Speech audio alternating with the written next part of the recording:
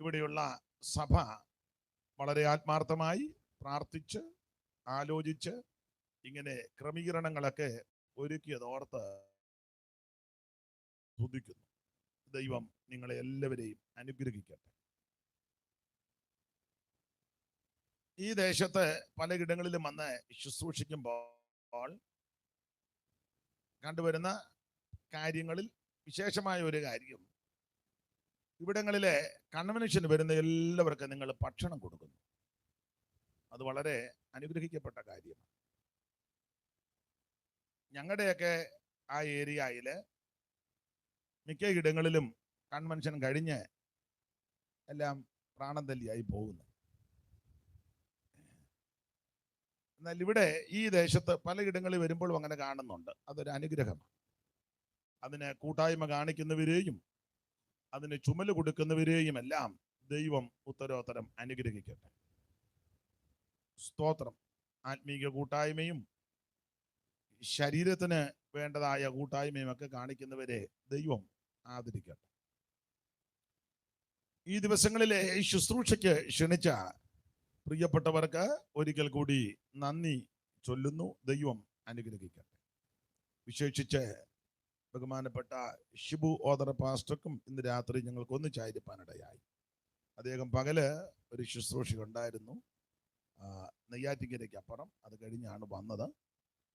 ദൈവം അനുവദിച്ചാൽ നാളെ രാത്രിയും ഞങ്ങൾ കർത്താവിൽ ശരണപ്പെടുന്നു ഈ ശുശ്രൂഷയിൽ സംബന്ധിപ്പാൻ. ഇവിടെ പാസ്റ്റർ ഓർപ്പിച്ചതുപോലെ നാളെ സ്നാന ശുശ്രൂഷയുണ്ട്, സഭായോഗം നടക്കണം. അപ്പോൾ ഇന്ന് രാത്രി ദീർഘസമയം എടുത്താൽ അത് ബുദ്ധിമുട്ടായി തീരുമെന്നറിയാം. അതുകൊണ്ട് ദൈവവചനത്തിൽ നിന്ന് വളരെ ലളിതമായിട്ട് ശാന്തമായിട്ട് ചില കാര്യങ്ങൾ ഇന്ന് രാത്രി നമുക്ക് ചിന്തിക്കാം. അതിന് അടിസ്ഥാനമായിട്ട് നമ്മൾ വായിച്ചത് വളരെ പരിചിതമായ ഒരു വാക്യമാണ്.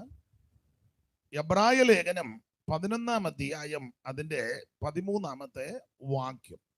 ആ തിരുവെഴുത്ത് ഒന്നുകൂടെ മലയാളത്തിലും തമിഴിലും വായിച്ചു.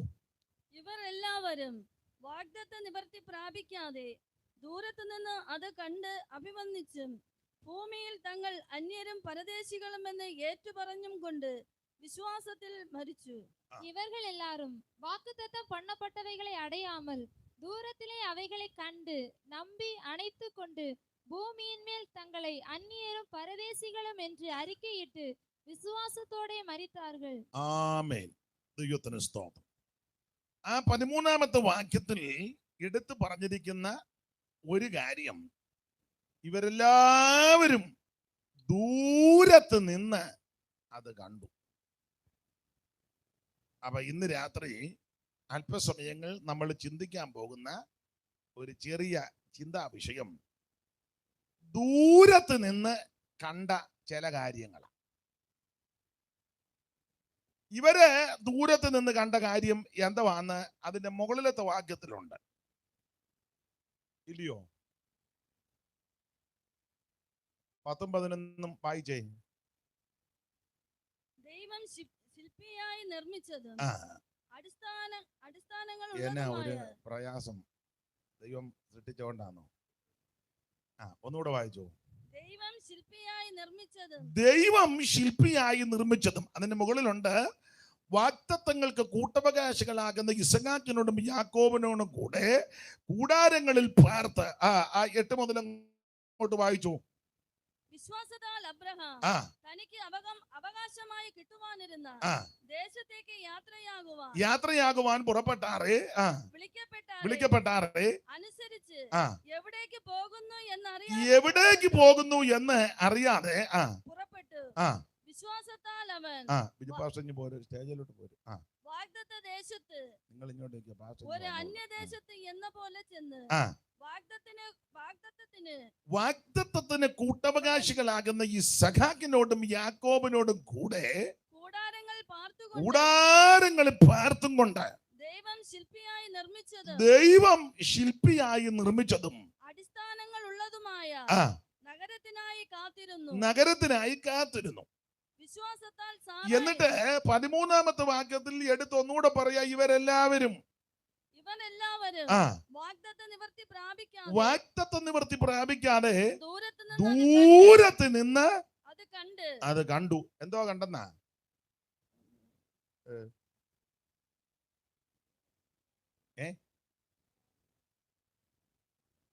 ദൂരത്ത് നിന്ന് അത് കണ്ടു. മയമായി വിളങ്ങും പട്ടണമാണത്, പുത്തനെ റോയാലെ പൂരം തത്ര ശോഭിതം. മുത്തുമയമായി വിളങ്ങും പട്ടണമാണ് പുത്തനെ പൂരം തത്ര ശോഭിതം. വീതി സ്വച്ഛ സ്ഫടിക തുല്യം തങ്ക നിർമ്മിതമാ പട്ടണമാതിന്റെ ഭംഗി വർണ്യമല്ലകോ, ഭംഗി വർണ്യമല്ലകോ. ആമേ വീതി സ്വച്ഛ സ്ഫടിക തുല്യം തങ്ക നിർമ്മിതമാ പട്ടണമാതിന്റെ ഭംഗി വർണ്യമല്ലകോ, ഭംഗി വർണ്യമല്ലകോ. അപ്പൊ ഇവരെല്ലാവരും ദൂരത്ത് നിന്ന് അത് കണ്ടു. ദൈവശില്പിയായി നിർമ്മിച്ചതും അടിസ്ഥാനമുള്ളതുമായ ഒരു നഗരം. അവൻ അവർക്കായിട്ടൊരു നഗരം ഒരുക്കുന്നെന്ന്. സ്തോത്രം. ഇവരെല്ലാവരും ആ 11-ാം അധ്യായത്തിന്റെ 1 മുതൽ 12 വരെയുള്ള തിരുവെഴുത്തുകൾ പഠിക്കുമ്പോൾ ചില വ്യക്തികളെ അവിടെ എടുത്ത് പേരുകൾ പരാമർശിച്ചിട്ടുണ്ട്. 1 ഹാബേല്, 2 ഹാനോക്ക്, 3 നീതിപ്രസംഗി നോഹ, 4 അബ്രഹാം, 5 ഇസഹാക്ക്, 6 യാക്കോബ്, 7 അബ്രഹാമിന്റെ ഭാര്യ സാറായി. ഈ 7 പേരുടെ കാര്യം 11-ാം അധ്യായത്തിന്റെ പ്രാരംഭ വാക്യങ്ങളിലെല്ലാം ഇവരെ പറ്റി 12-ാം വാക്യം വരെ രേഖപ്പെടുത്തി. എന്നിട്ട് 13-ാമത്തെ വാക്യത്തിൽ പറയുക, ഇവരെല്ലാവരും ദൂരത്ത് നിന്ന് അത് കണ്ടു. അത് കണ്ടിട്ട് നെഞ്ചത്തടിച്ചെന്നല്ല, പിന്നെയോ ദൈവമേ ഇത് കണ്ടല്ലോ എന്നാണോ? ഇത് കണ്ടതിന് ശേഷം അവര് പറയുക, ഭൂമിയിൽ തങ്ങൾ അന്യരും പരദേശികളുമെന്ന് ഏറ്റു പറഞ്ഞു. ദൈവത്തിന് സ്തോത്രം. അത് കണ്ടതിന് ശേഷം, അത് കണ്ടപ്പോ അവർക്ക് മനസ്സിലായി, ഇവിടല്ല സ്ഥിരവാസം, അങ്ങ് ചെല്ലണം. സ്തോത്രം. ദൂരത്ത് നിന്ന് അത് കണ്ടു. അതവിടെ നിൽക്കട്ടെ.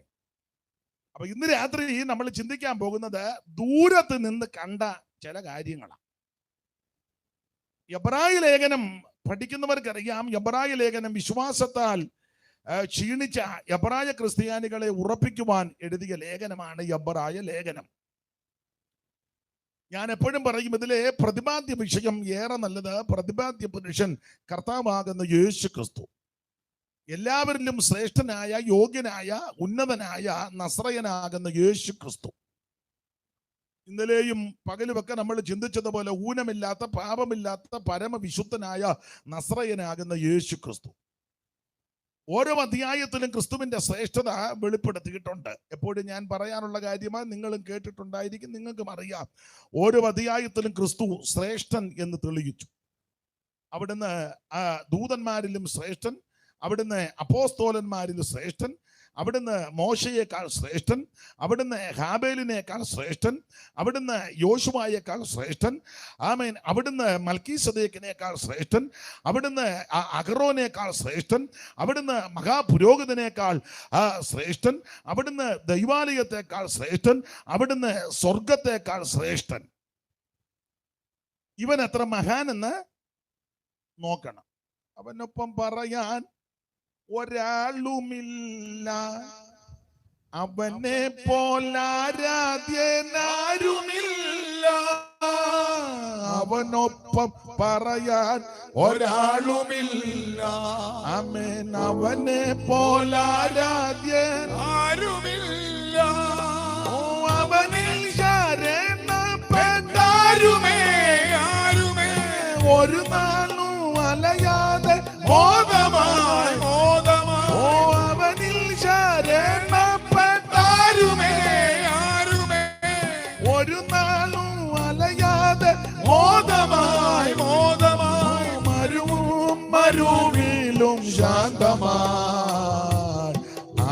പതിനായിരങ്ങളിൽ സുന്ദരൻ വന്ദിതൻ ആരിലും ഉന്നതൻ ക്രിസ്തുവാ. പതിനായിരങ്ങളിൽ സുന്ദരൻ വന്ദിതൻ ആരിലും ഉന്നതൻ ക്രിസ്തുവാ.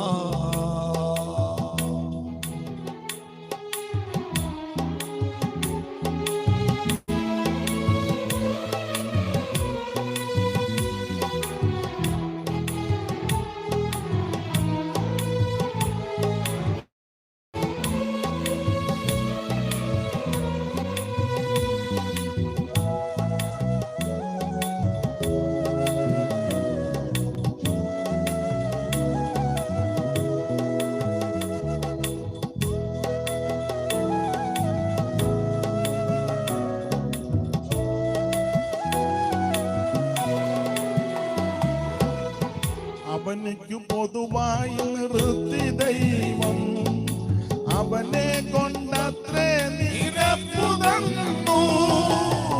അവനിക്കു പൊതുവായി നിർത്തി ദൈവം അവനെ കൊണ്ടത്രേ നിരപ്പു തന്നു.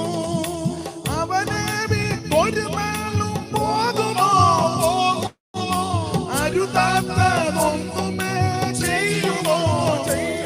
ഓ അവനെ ഒരു നാളും പോകുമോ അരുതാത്തതൊന്നുമേ ചെയ്യുമോ? അവനെ യോർദാനിശം ഞാൻ പാടിടും. ആയിരങ്ങളിൽ സുന്ദരൻ വന്ദിതൻ ആരിലും ഉന്നതൻ ക്രിസ്തുവാ. പതിനായിരങ്ങളിൽ സുന്ദരൻ വന്ദിതൻ ആരിലും ഉന്നതൻ ക്രിസ്തുവാ. പതിനായിരങ്ങളിൽ സുന്ദരൻ വന്ദിതൻ ആരിലും ഉന്നതൻ ക്രിസ്തുവാ.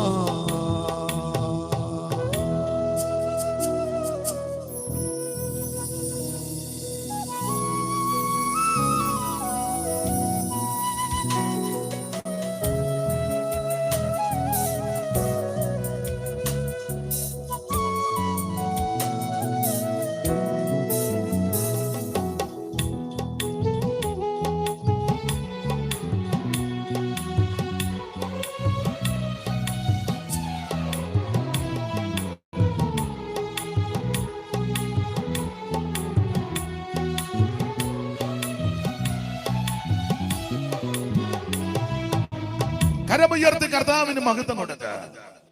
അപ്പോൾ ഓരോ അധ്യായത്തിലും യേശു ക്രിസ്തു ശ്രേഷ്ഠൻ, ആമൻ, യോഗ്യൻ, ഉന്നതൻ, മഹിമയുള്ളവൻ, മഹത്വമുള്ളവൻ എന്നങ്ങോട്ട് തെളിയിക്കുക.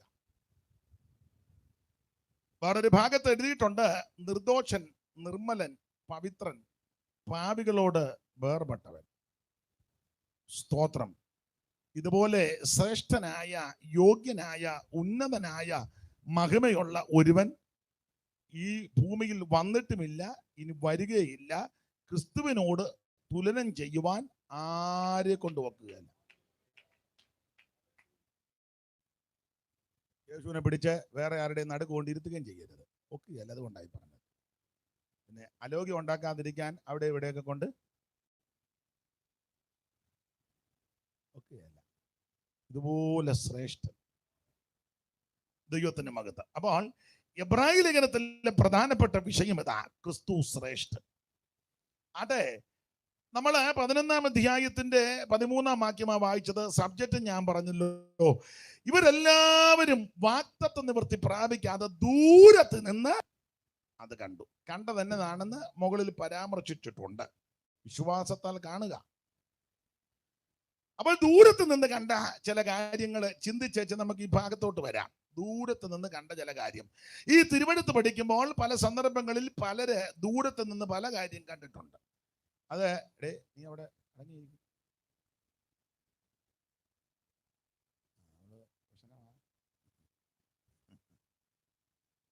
അപ്പൊ ശ്രദ്ധിച്ചേ, ദൂരത്ത് നിന്ന് കണ്ട ചില കാര്യം. അത് ഒരു വാക്യം ഒന്ന് വായിച്ചാട്ടെ. ദൂരത്ത് നിന്ന് കണ്ട ആദ്യത്തെ ഒരു കാര്യം നമുക്കെല്ലാം പരിചിതമായ ഒരു ഭാഗമാണ്. ലൂക്കോസിന്റെ സുവിശേഷം 15-ാം അധ്യായത്തിന്റെ 20-ാമത്തെ വാക്യം ഒന്ന് വായിച്ച്. ദൂരത്ത് നിന്ന് കണ്ട ആദ്യത്തെ കാര്യം വായിച്ചാട്ടെ. അങ്ങനെ അവൻ എഴുന്നേറ്റ് അപ്പന്റെ അടുക്കൽ പോയി. ആ. ദൂരത്ത് നിന്ന് തന്നെ അപ്പൻ അവനെ കണ്ട് ദൂരത്ത് നിന്ന് തന്നെ അപ്പൻ അവനെ കണ്ട് അപ്പൻ അവനെ കണ്ടു. തമിഴിൽ വായിക്കേ. எழுந்து புறப்பட்டு ஆ. தன் தகப்பனிடத்தில் வந்தான். ആ. அவன் தூரத்தில் வரும்போதே ஆ. அவனுடைய தகப்பன் அவனை கண்டு ആ, மனதுருகி ആ. ദൂരത്ത് നിന്ന് ആരാ കണ്ടത്? മിണ്ടുന്നില്ലല്ലോ. അപ്പാ കണ്ടു. സ്തോത്രം. ദൂരത്ത് നിന്ന് കാണുക. ഇതിന്റെ പശ്ചാത്തല ഭാഗമെല്ലാം നിങ്ങൾക്കറിയാം. കർത്താവ് പറഞ്ഞൊരു പ്രധാന സംഭവമാണ്. ഒരപ്പന് 2 മക്കളുണ്ടായിരുന്നു. രണ്ടിന്റെയും പേര് അവിടെ എഴുതിയിട്ടില്ല. ഉണ്ടോ? ഇല്ല. മൂത്തവനും ഇളയവനും അങ്ങനെ അവിടെ പരാമർശിച്ചേക്കുന്നത്. മൂത്തവനും ഇളയവനും. അത് വീട്ടിലാന്നേലും അങ്ങനെ, സഭയിലും അങ്ങനെ.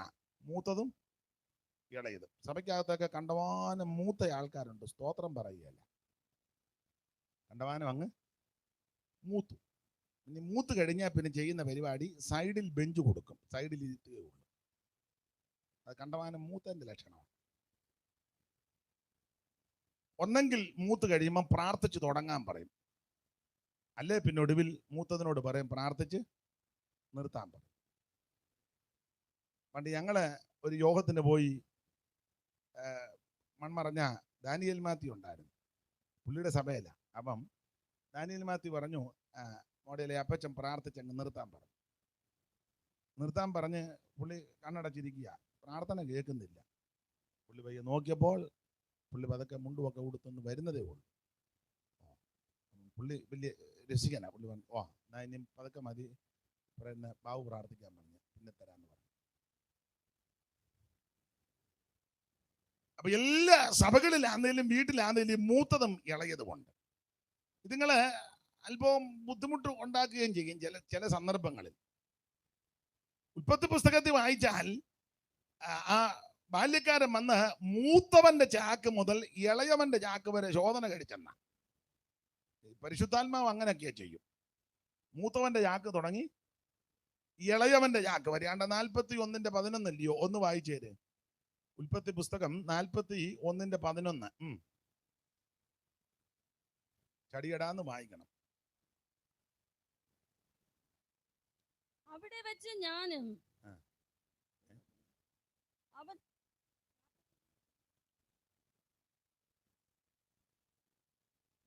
വായിച്ചേ. അവിടെ വെച്ച് ഞാനും അവനും ഒരു രാത്രിയിൽ തന്നെ സ്വപ്നം 44:11. ഞാൻ എത്രയാ പറഞ്ഞേ? 41. അപ്പൊ 44:11. അവർ ബന്ധപ്പെട്ട് ചാക്ക് നിലത്തിറക്കിയെന്ന്. അവർ ബന്ധപ്പെട്ട് ചാക്ക് നിലത്തിറക്കി. ഓരോരുത്തൻ താന്താന്റെ ചാക്ക് അഴിച്ചു.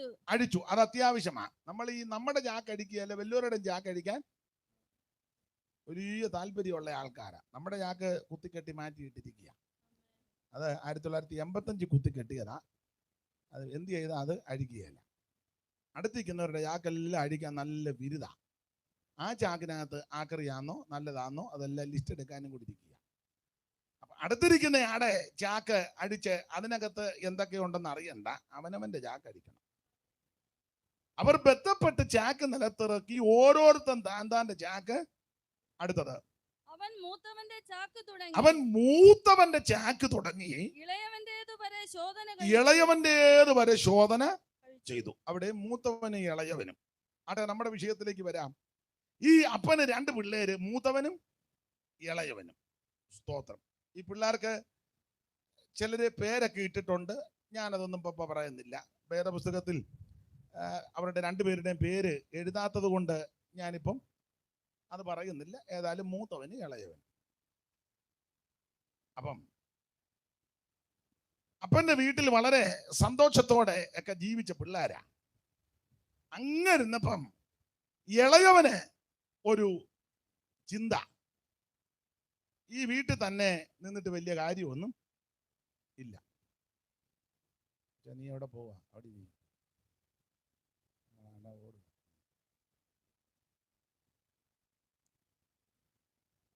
നീ ഇങ്ങോട്ട് വരരുതേ, അവിടെ ഇരുന്നാണ്.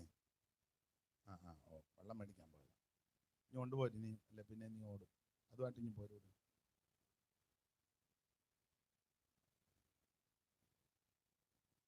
അപ്പൊ കുറച്ച് നാൾ കഴിഞ്ഞപ്പം ഈ ഇളയവന് ഒരു ചിന്ത, ഈ വീട്ടിൽ തന്നെ നിന്നിട്ട് വലിയ കാര്യമൊന്നും ഇല്ല, വീട് വിട്ടൊന്ന് കറങ്ങുന്നത് നല്ലതാണ്. നിങ്ങൾക്ക് ആ ഭാഗമെല്ലാം അറിയാം, അതുകൊണ്ട് അധികം വിവരിക്കുന്നില്ല. അവനെ അപ്പനോട് ചെന്ന് അവന്റെ ഓഹരി ചോദിച്ചു. എല്ലാവരും ഇവനെ പരുവക്കേടുകാരനായിട്ടാ ചിത്രീകരിക്കുന്നത്. അത് ഞാൻ എതിർക്കുന്നില്ല, എന്നാലും എൻ്റെ ഒരു ചിന്ത, അവന് ഒരു മര്യാദക്കാരനാ. അപ്പന്റെ വീടൊക്കെ വിട്ടു പോയി, കാര്യം ശരിയാ, പരുവക്കേടാ, എന്നാലും യവൻ മര്യാദക്കാരനാ. കാരണം നിങ്ങൾ ആ 11-ാം വാക്യം മുതലൊന്ന് വായിച്ചേ, 17-ന്റെ 15-ന്റെ. പിന്നെ അവൻ പറഞ്ഞത്, ഒരു മനുഷ്യന് 2 പുത്രന്മാരുണ്ടായിരുന്നു. അവരിൽ ഇളയവൻ അപ്പനോട്, അപ്പാ, വസ്തുവിൽ എനിക്ക് വരേണ്ടുന്ന പങ്ക്. അതാ ഇവൻ ഒരു മര്യാദക്കാരൻ, അവന്റെ പങ്കേ ചോദിച്ചോളൂ. അതാ ഞാൻ പറഞ്ഞു, ഇവനൊരു മര്യാദക്കാരൻ. നമ്മളാന്ന് തുപ്പട അടിച്ചു മാറ്റിയാണ്. അപ്പനെങ്ങാനും വയ്യാതെ ഊർത്തശ്വാസം മരിച്ച കിടക്കുന്നെങ്കിൽ സൂക്ഷം നമ്മൾ വെണ്ടറുമായിട്ട് വന്ന് തള്ളവരില് മഷിയെ മുക്കി ചേട്ടനിതും കൂടെ അടിച്ചു മാറ്റിയച്ചേ പോകും. അങ്ങനെയൊക്കെ പോയ ധാരാളം ബിരുദന്മാര് പെന്തിക്കോസിലുമുണ്ട്. ഒരു കാര്യം പറയാം, ജ്യേഷ്ഠനുള്ളതാന്നേലും പെങ്ങക്കുള്ളതാന്നേലും അനിയനുള്ളതാന്നേലും നീ അടിച്ചു മാറ്റരുത്. നിനക്കുള്ളത് മാത്രമേ എടുക്കാവൂ. ചേട്ടന്റെ അനിയന്റെ എല്ലാം തന്ത്രപരമായി തട്ടിയെടുക്കുന്ന അനേക ബിരുദന്മാര് ക്രിസ്ത്യാനികളുടെ കൂട്ടത്തിലുണ്ട്, വിശേഷിച്ച് പെന്തിക്കോസുകാരുടെ കൂട്ടത്തിലും ഉണ്ട്.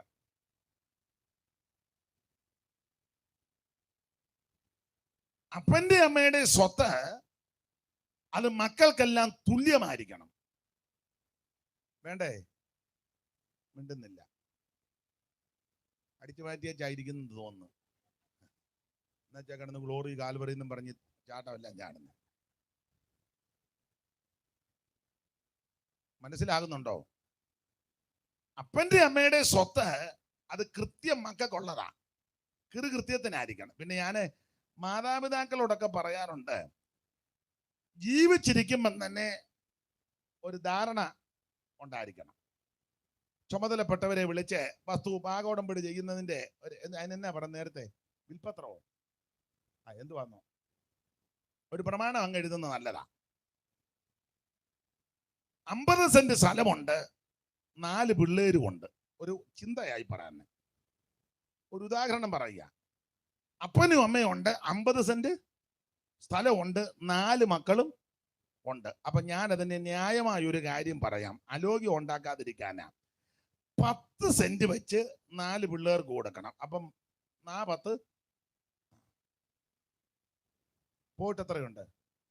10 സെന്റ്. അത് അപ്പന്റെ അമ്മയുടെയും പേരിലായിരിക്കണം, വീടും ആ 10 സെന്റും. ന്യായമായ കാര്യമായി പറഞ്ഞു തരുന്നേ.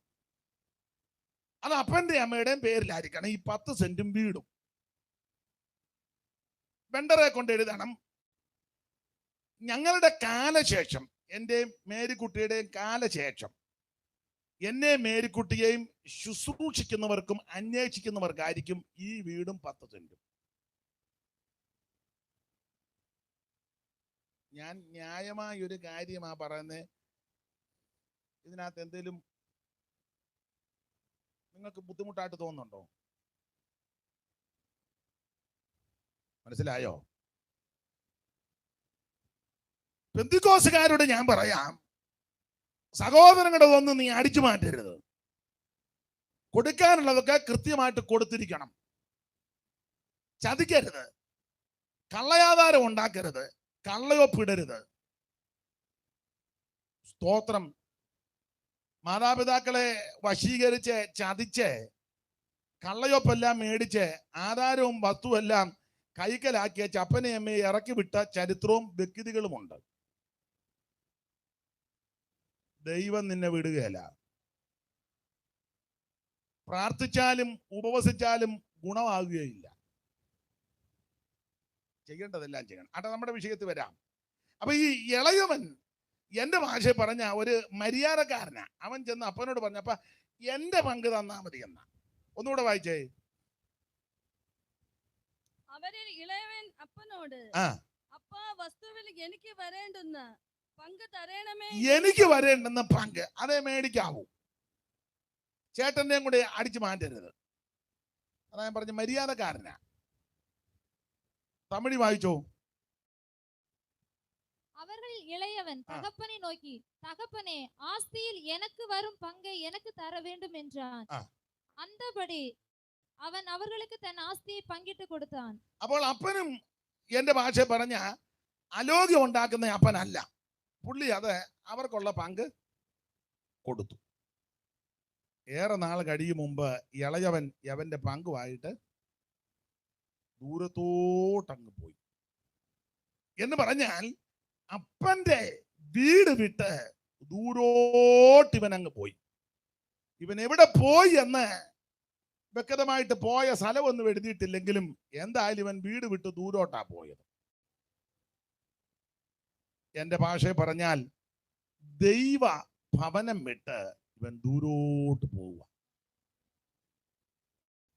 ദൈവിക കൂട്ടായ്മ വിട്ട് ഇവൻ ദൂരോട്ട് പോകുക. അങ്ങനെ ദൂരദേശത്ത് ചെന്ന് കാശുമായിട്ട് ഇവൻ പോയത് കൊണ്ട് കൂട്ടുകാർ ധാരാളം ഉണ്ട്. താരോട്ടൊന്ന് വായിച്ചേര്. ഏറെ നാൾ കഴിയും മുമ്പേ ഇളയ മകൻ സകലവും സ്വരൂപിച്ചു ദൂരദേശത്തേക്ക് യാത്രയായി അവിടെ ദുർനടപ്പുകാരനായി ജീവിച്ചു. വസ്തു നാനാവിധമാക്കി കളഞ്ഞു. എല്ലാം ചെലവഴിച്ച ശേഷം ആ ദേശത്തെ കഠിനക്ഷാമം ഉണ്ടായിട്ട് അവന് മുട്ടുവന്നു തുടങ്ങി. അവൻ ആ ദേശത്തിലെ പൗരന്മാരിൽ ഒരുത്തനെ ചെന്ന് ആശ്രയിച്ചു. അവൻ അവനെ തന്റെ വയലിൽ പന്നികളെ മേയ്പാൻ അയച്ചു. പന്നി തിന്നുന്ന വാളവര കൊണ്ട് വയറ് നിറപ്പാൻ അവൻ ആഗ്രഹിച്ചു. എങ്കിലും ആരും അവന് കൊടുത്തില്ല. അപ്പോൾ സുബോധം വന്നിട്ട് അവിടെ നിൽക്ക്. അപ്പോൾ ഇവന്റെ പങ്കെല്ലാം കൂടെ മേടിച്ച് ഇവൻ അപ്പന്റെ വീട്ടിൽ നിന്ന് ദൂരോട്ടങ്ങ് പോകുക. എവിടം വരെ പോയെന്നോ എന്തൊക്കെ ചെയ്തെന്നോ ആരൊക്കെയായിട്ട് കൂട്ടുകൂടിയെന്നൊന്നും വിസ്തരിച്ചെഴുതിയിട്ടില്ല. ന്യായമായി ചിന്തിക്കുന്നവർക്ക് അതൊക്കെ ബോധ്യപ്പെടും. ഈ കാശും പുത്തനും വകുപ്പും ഒക്കെ ഉണ്ടെങ്കിൽ ആൾക്കാർ ഇങ്ങോട്ട് വന്നങ്ങ് കൂടും. ഈ കവി പണ്ട് പറഞ്ഞ്, സുഖത്തിലുണ്ടാം സഖിമാരനേകർ, ദുഃഖം വരുമ്പോൾ പുനരാരുമില്ല. സുഖകാലത്ത് സഖികൾ ഇഷ്ടം പോലെ വരും. കാശും പുത്തനും ഉണ്ടെങ്കിൽ ബന്ധവും കൂടും. ഒട്ടും ബന്ധമില്ലാത്തവരും കയറി പറയും ഞങ്ങളുടെ ബന്ധം എന്റെ കസിനാന്ന് പറയും. എന്തോ കസിനാന്നോ? കാരണം കാശ് കണ്ടമാനം ഉണ്ടെങ്കിൽ ഇഷ്ടം പോലെ കസിൻസ് ഞങ്ങളുടെ കുടുംബത്തിൽപ്പെട്ടതാണ്, എൻ്റെ കസിനാണ്, ഫസ്റ്റ് കസിനാണ്. ചുമ്മാ കാശും പുത്തനും ഇല്ലാതെ പരുവക്കേടാന്നെ സ്വന്തം അനിയൻ പോലും നിന്നെ മൈൻഡ് ചെയ്യത്തില്ല. നമ്മൾ ഇതാരാ? ഞാൻ പുള്ളിയെ കണ്ടിട്ടുണ്ട്, സ്വന്തം ചേട്ടനാ. എവിടെ വെച്ചോ? കുമ്പനാട് കൺവെൻഷനാന്ന് തോന്നുന്നു. ആരും കാണുക. അപ്പൊ ഇവൻ ചെന്ന് ദൂരദേശത്ത് ചെന്ന് ഇതെല്ലാം നാനാവിധമാക്കി. സ്നേഹിതന്മാരും സുഹൃത്തുക്കളും ഒക്കെ എമ്പിടിയുണ്ട്. ഇവന്റെ ചുറ്റും നിൽക്കുക. ഇവന് ഉറങ്ങാൻ പോലും സമയം കിട്ടുന്നില്ല. ഇഷ്ടം പോലെ കോള് വരുന്നു, മിസ് കോള് വരുന്നു, അതെടുക്കുന്നു, മറുപടി പറയുന്നു, വാട്സപ്പിനകത്ത് വരുന്നു, എന്തെല്ലാം ബഹളമാ. ഒന്നിച്ച് ഭക്ഷണം കഴിക്കാൻ ആൾക്കാർ തെള്ളുണ്ടാക്കുന്നു. ഇവന്റെ എല്ലാ കാര്യങ്ങൾക്കും ആളിങ്ങനെ നിൽക്കുക. ഇവനെ പോയ വഴിയൊന്നും ഞാനിപ്പം വിവരിക്കുന്നില്ല. ചുരുക്കി പറഞ്ഞാൽ കുറെ നാൾ കഴിഞ്ഞപ്പോൾ കയ്യിലെ കാശെല്ലാം തീർന്നു. കൂട്ടുകാരും പതുക്കെ പിരിയാൻ തുടങ്ങി. ഒടുവിൽ പരുവക്കേടായി. എൻ്റെ ഭാവനയാ, എല്ലാം നഷ്ടപ്പെട്ടു. 5 കാശ് എടുക്കാനില്ല. അവസാനം ഇവനെ കൂട്ടുകാരെയെല്ലാം ഒന്ന് വിളിച്ചു. പരുവക്കേടാന്നല്ലോ. വിളിച്ചപ്പോൾ ആരും ഇവനെ തിരിച്ച് വിളിക്കുന്നുമില്ല, പ്രതികരിക്കുന്നില്ല. സന്തത സഹചാരിയായിട്ട് നടന്ന കൂട്ടുകാരനെ വിളിച്ചപ്പം അവൻ പരിധിക്ക് പുറത്ത്. വേറൊരുത്തനെ വിളിച്ചപ്പോൾ അവൻ പ്രതികരിക്കുന്നില്ല. വേറൊരുത്തനെ വിളിച്ചപ്പം സ്വിച്ച് ഓഫ്. സ്തോത്രം. എല്ലാരും തന്നെ കൈവിട്ടു. കഠിനക്ഷാമം വന്നപ്പോൾ ദേശത്തിലെ പൗരന്മാരിൽ ഒരുത്തനെ ചെന്ന് ആശ്രയിച്ചു. എന്തെങ്കിലും ജോലി തരപ്പെടാനാ. ആ ഭാഗം നിങ്ങൾക്കറിയാം. ഒന്നും കിട്ടിയില്ലെങ്കിലും ഒടുവിൽ പന്നിയെ തീറ്റാനായിട്ട് ഇവനെ ഏൽപ്പിച്ചു. ഇവർക്ക് വളരെ നികൃഷ്ടമായൊരു ജോലിയാ പന്നിയെ തീറ്റുന്നത്. ആ നികൃഷ്ടമായ ജോലി ഇവന് ഏർപ്പെട്ടു. ആ ഭാഗം നിങ്ങൾക്കറിയാം. ഒടുവിൽ പന്നി തിന്നുന്ന വാളവര തിന്നാൻ ആഗ്രഹിച്ചു. ഇവന് ലഭിച്ചില്ല. അങ്ങനെ ഇരിക്കുമ്പോൾ അവന് സുബോധമുണ്ടായി. എന്താ അവന് സുബോധമുണ്ടായത്? അവന്റെ അപ്പന്റെ വീടിനെ പറ്റി അവൻ ഓർത്തു. ഒരു അപ്പനുണ്ട്. ആ വീട് മെച്ചമായ വീടാണ്. അവിടെ ആഹാര സാധനമുണ്ട്. അവിടെ ബാല്യക്കാരും വേലക്കാരുമുണ്ട്. ആ വീടിനെ പറ്റി ഇവൻ നല്ലതുപോലെ ഒന്ന് ഓർത്തു. സുബോധം വന്നു. അപ്പോൾ അവൻ ഒരു തീരുമാനമെടുത്ത ഭാഗം അവിടെ എഴുതിയിട്ടുണ്ട്. നിങ്ങൾക്കറിയാം. ഞാൻ എൻ്റെ അപ്പന്റെ അടുക്ക ചെല്ലും. അപ്പനോട് ഞാൻ പറയും, അപ്പാ, ഞാൻ നിന്നോട് സ്വർഗത്തോടും പാപം ചെയ്തിരിക്കുന്നു. നിന്റെ മകനെന്ന് വിളിക്കപ്പെടുവാൻ ഞാൻ യോഗ്യനല്ല. നിന്റെ കൂലിക്കാരിൽ ഒരുത്തനെ പോലെ എന്നെ ആക്കണം. ഇതാണ് ഇവനെടുത്ത തീരുമാനം.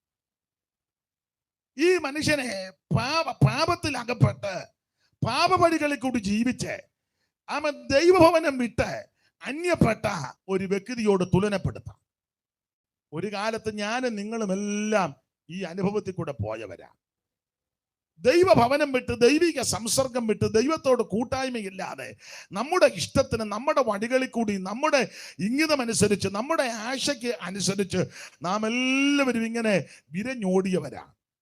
ഒടുവിലെല്ലാം നഷ്ടപ്പെട്ടവരായി, എല്ലാം തകർന്നവരായി, ആർക്കും വേണ്ടാത്തവരായി, എല്ലാവരാലും വെറുക്കപ്പെട്ടവരായി, ഒരു കണ്ണിന് പോലും ദയ തോന്നാതെ എല്ലാവരും തള്ളപ്പെട്ടവരായി കിടന്നു. എന്നാൽ ആ കാൽവറിയിലെ സ്നേഹം നമ്മെ തേടിയെത്തി. Price the Lord. ഇവൻ തീരുമാനമെടുത്തത് അപ്പന്റെ വീട്ടിൽ ചെല്ലും. ഞാൻ അപ്പനോട് കാര്യം പറയും. അപ്പാ, ഞാൻ നിന്നോട് സ്വർഗത്തോട് പാപം ചെയ്തു. ഇനി നിന്റെ മകനെന്ന് വിളിക്കപ്പെടുവാൻ യോഗ്യനല്ല. ഞാൻ ആ ഭാഗം അധികം വിവരിക്കുന്നില്ല. നിങ്ങൾക്ക് ആ ഭാഗം ഏറെ സുപരിചിതമാണല്ലോ. ധാരാളം പ്രസംഗങ്ങൾ ഇതിൽ നിന്ന് കേട്ടിട്ടുണ്ട്. അതുകൊണ്ട് അധികം വിവരിക്കുന്നില്ല. ഈ അപ്പന്റെ മനസ്സ്, ഇവൻ അപ്പനെ കാണാൻ അങ്ങോട്ട് ചെന്നത്. പക്ഷേ അപ്പനാണ് ഇവനെ ആദ്യം കാണുന്നത്. ഇവൻ അപ്പന്റെ പാനത്തിൽ വീണ്, അല്ലെങ്കിൽ അടുക്ക ചെന്ന് കെട്ടിപ്പിടിച്ച്, അല്ലെ പാനത്തിൽ വീണ് ഏറ്റു പറയാനാ ചെന്നത്. പക്ഷെ അപ്പനാ ഇങ്ങോട്ട് അടുത്തു വന്നത്. ഇതുപോലെ ഒരപ്പൻ എനിക്കും നിങ്ങൾക്കും സ്വർഗത്തിലുണ്ട്. അനുതാപഹൃദയത്തോടെ, മനസ്താപത്തോടെ, മനംതിരിവോടെ അവൻ ഏറ്റുപറഞ്ഞ് അനുദപിച്ചും മടങ്ങി വരുന്ന ആരെയും ഈ പിതാവ് തള്ളിക്കളയത്തില്ല. ലോകം നിന്നെ തള്ളിക്കളയുമായിരിക്കും. ചാർച്ചക്കാരും പ്രിയപ്പെട്ടവരും വേണ്ടപ്പെട്ടവരൊക്കെ നിന്നെ തള്ളിക്കളയും. എന്നാൽ നിന്നെ തള്ളിക്കളയാത്ത, ഉപേക്ഷിക്കാത്ത ഒരു നല്ല അപ്പൻ സ്വർഗത്തിലുണ്ട്. സ്തോത്രം. ഇവനെല്ലാം നഷ്ടപ്പെട്ടവനായിട്ടായി വരുന്നത്. അവിടെ വായിക്കുന്നത്, അപ്പൻ ഇവനെ ദൂരത്ത് നിന്ന് കണ്ടു. ഇന്ന് രാത്രി അനുതാപഹൃദയത്തോടെ, മനസ്താപത്തോടെ, ആമേൻ, സ്തോത്രം, ഹൃദയവേദനയോടെ ആമേൻ പാപങ്ങൾ ഏറ്റുപറഞ്ഞ് അടുത്തു വരുന്ന ഒരു വ്യക്തിയെ ദൂരത്ത് നിന്ന് കാണുന്ന ഒരു നല്ല അപ്പനുണ്ട്. ഈ ലോകത്തിൽ നിന്നെ ആരും കാണുന്നില്ലെങ്കിലും നിന്നെ നല്ലതുപോലെ അറിയുന്ന, ദൂരത്ത് നിന്ന് കാണുന്ന ഒരു നല്ല പിതാവുണ്ട്. എം.ഇ. ചെറിയാച്ചൻ ഇവൻ എടുത്ത തീരുമാനത്തെ പറ്റി ചെറിയാച്ചൻ പാടിയിട്ടുണ്ട്. ഇവൻ അപ്പനെടുക്ക ചെന്ന് പറയുക, അപ്പാ, നിൻ വീട്ടിൽ എനിക്ക് കാലം വസിപ്പാൻ ഇപ്പാപി നിന്നടിയാൻ. അപ്പാ, നിൻ വീട്ടിൽ എനിക്ക് കാലവും വസിപ്പാൻ ഇപ്പാപി നിന്നടിയാൻ. എനിക്കിപ്പാരിൽ ലാഭമെല്ലാം ചപ്പാനൻ ദൈവമേ, നിൻ തൃപ്പാദം എൻ ഗതിയേ. എനിക്കിപ്പാരിൽ ലാഭമെല്ലാം ചപ്പാനൻ ദൈവമേ, തൃപ്പാദം എൻ ഗതിയേ. എന്നും എന്നെന്നും എന്നുടയവൻ മാറാതെ, കൃപ തീരാതെ. എന്നും എന്നെന്നും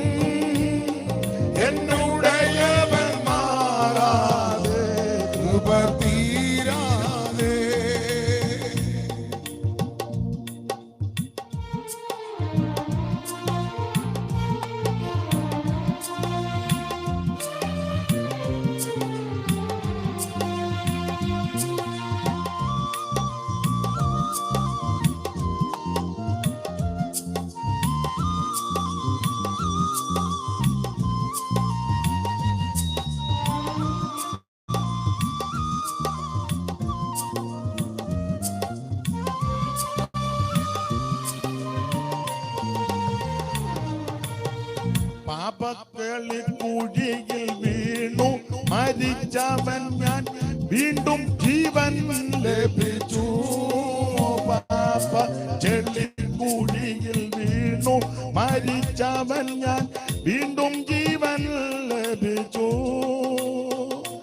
എന്നെ കാണാതെ പോയവൻ ഞാൻ കണ്ടു കിട്ടി മഹത്വം മുറ്റും നിനക്കപ്പനേ. എന്നെ കാണാതെ പോയവൻ ഞാൻ കണ്ടു കിട്ടി മഹത്വം മുറ്റും നിനക്കപ്പനേ. എന്നും എന്നെന്നും എന്നുടയവൻ മാറാതെ കൃപ തീരാതെ. ഓ എന്നും എന്നെന്നും എന്നുടയവൻ മാറാതെ കൃപ തീരാതെ.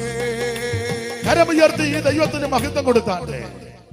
ഇന്ന് രാത്രി എന്നെ കേൾക്കുന്ന വ്യക്തികളോട് പറയട്ടെ, അനുതാപഹൃദയത്തോടെ പാപം ഏറ്റു പറഞ്ഞ്, അവൻ യേശുവേ ഞാനൊരു പാപിയാ, എന്റെ പാപത്തെ ക്ഷമിക്കണം, എന്നെ രക്ഷിക്കണം, ഞാൻ നിന്നിൽ നിന്ന് അകന്നുപോയി, ഞാൻ നിന്നോട് തന്നെ പാപം ചെയ്തു. ദാവീദ് പറഞ്ഞതുപോലെ നിനക്ക് അനിഷ്ടമായുള്ളത് ഞാൻ പ്രവർത്തിച്ചു ചെയ്തിരിക്കുന്നു, എന്നെ തള്ളിക്കളയരുത്.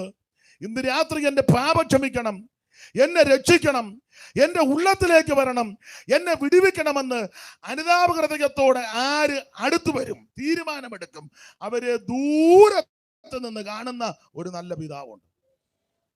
നിന്നെ തള്ളിക്കളയത്തില്ല, നിന്നെ ഉപേക്ഷിക്കത്തില്ല, നിന്നെ ഒരിക്കലും ആമൻ കൈവിടുകയില്ല. ഇന്ന് രാത്രി അനുതാപഹൃദയത്തോടെ മനസ്താപത്തോടെ ഏറ്റു പറഞ്ഞ് ദൈവത്തിങ്കിലേക്ക്, ആ ഭവനത്തിലേക്ക് വാ. യേശു ഇന്ന് രാത്രി നിന്നെ രക്ഷിക്കും. Price the Lord. ദൂരത്ത് നിന്ന് അപ്പൻ അവനെ കണ്ടു. പിന്നെ അപ്പന്റെ വിശേഷതകൾ: ഒന്ന്, ദൂരത്ത് നിന്ന് കണ്ടു. രണ്ട്, വന്നു കഴിഞ്ഞ് അപ്പൻ എന്തൊക്കെ പാപം ചെയ്താടാന്നൊന്നും ഇവനോട് ചോദിച്ചില്ല. ഇന്നത്തെ അപ്പന്മാരാണ് എന്നൊക്കെ ചെയ്തു, എവിടെയൊക്കെയാ പോയത്, ഒന്നും അവനെ പഴയ കാര്യമൊന്നും ഇടഞ്ഞു ചോദിച്ചില്ല. സ്തോത്രം. നമ്മളായിരുന്നല്ലോ പഴയത് മുഴുവൻ നമ്മൾ അടിയന്തര കമ്മിറ്റി കൂടി അത് മുഴുവൻ കുത്തിപ്പൊക്കി അവൻ പിന്നെ ഈ ഏരിയയിലോട്ട് വരാത്ത പരുവത്തിലാക്കി കളയും. ഈ വീട്ടിൽ അങ്ങനൊന്നും ചെയ്തില്ല. അപ്പന് മനസ്സിലായി ഇവൻ അനുദപിച്ചായി വരുന്നത്. ദൂരത്ത് നിന്നവനെ കണ്ടു. വായിച്ചേ, ദൂരത്ത് നിന്ന്. 20-ാം വാക്യം ഒന്നുകൂടെ വായിച്ചു. അങ്ങനെ അവൻ എഴുന്നേറ്റ് അപ്പന്റെ അടുക്കൽ പോയി. ദൂരത്ത് നിന്ന് തന്നെ അപ്പൻ അവനെ കണ്ടു. ദൂരത്ത് നിന്ന് അപ്പൻ അവനെ കണ്ടു എന്ന് പറഞ്ഞാൽ ഇവൻ വീട് വിട്ടുപോയ അന്ന് മുതൽ അപ്പൻ ഇവനെ പ്രതീക്ഷിച്ചിരിക്കുക. ഏതെങ്കിലും സമയത്ത് എന്റെ ഇളയവൻ തിരിച്ചു വരും. ഇന്ന് രാത്രി കർത്താവ് നിന്നെ പ്രതീക്ഷിച്ചിരിക്കുക. കർത്താവ് നിന്നെ സ്നേഹിക്കുന്നു. കർത്താവ് നിന്നെ ഇഷ്ടപ്പെടുന്നു. ഈ രാത്രി മടങ്ങി വാ, ദൈവം നിന്നെ രക്ഷിക്കും. അപ്പൻ അവിടെ നിന്ന് എഴുന്നേറ്റ് ദൂരത്ത് നിന്ന് അപ്പൻ അവനെ കണ്ടു. മനസ്സലിഞ്ഞു ഓടി അങ്ങോട്ട് ചെന്ന്. ഇവൻ അപ്പന്റെ ഇടയ്ക്കിലോട്ട് ചെല്ലാനാ ചെന്നെങ്കിലും അപ്പന്റെ ആ സ്നേഹവും ഹൃദയം കൊണ്ട് അപ്പൻ അങ്ങോട്ട് ഓടിച്ചെന്നു. നീ ദൈവത്തെ കാണാൻ, ദൈവത്തെ തപ്പി എങ്ങോട്ടും പോകണ്ട. നിന്റെ അടുക്കലേക്ക് വരുന്നവനാ ദൈവം. പാപം മോചിക്കാൻ, പാപമോചനത്തിന്, പാപം പരിഹരിക്കാൻ ദൂരോട്ടൊന്നും പോകണ്ട. സ്തോത്രം. ദീർഘദൂരം യാത്രയൊന്നും ചെയ്യണ്ട. ഇവന്റെ പാപം പരിഹരിക്കാൻ ഇവന്റെ കയ്യിൽ ഒന്നുമില്ലല്ലോ. ഇവന്റെ കയ്യിൽ ഒന്നുമില്ല. ഉള്ളതെല്ലാം തീർത്ത് പരുവക്കേടായിട്ട് അല്ലേ അവൻ പറഞ്ഞത്. എല്ലാം തുലച്ചു, നീച്ച പന്നികിൻ തീറ്റ തിന്നു, വല്ലാതെ നാൾ കഴിച്ചു.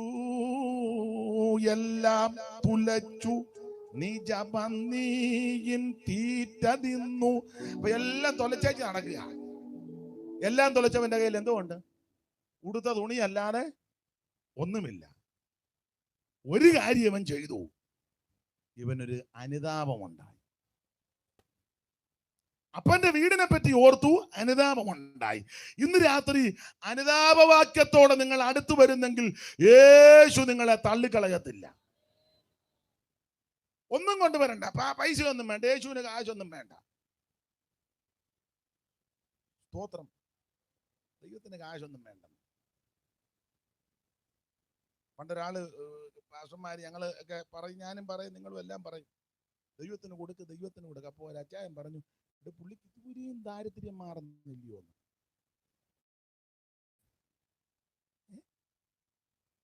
നമ്മൾ അങ്ങനല്ലേ പറഞ്ഞത്, ദൈവത്തിന് കൊടുക്ക്, ദൈവത്തിന് കൊടുക്ക്, ദൈവത്തിന് കൊടുക്ക്.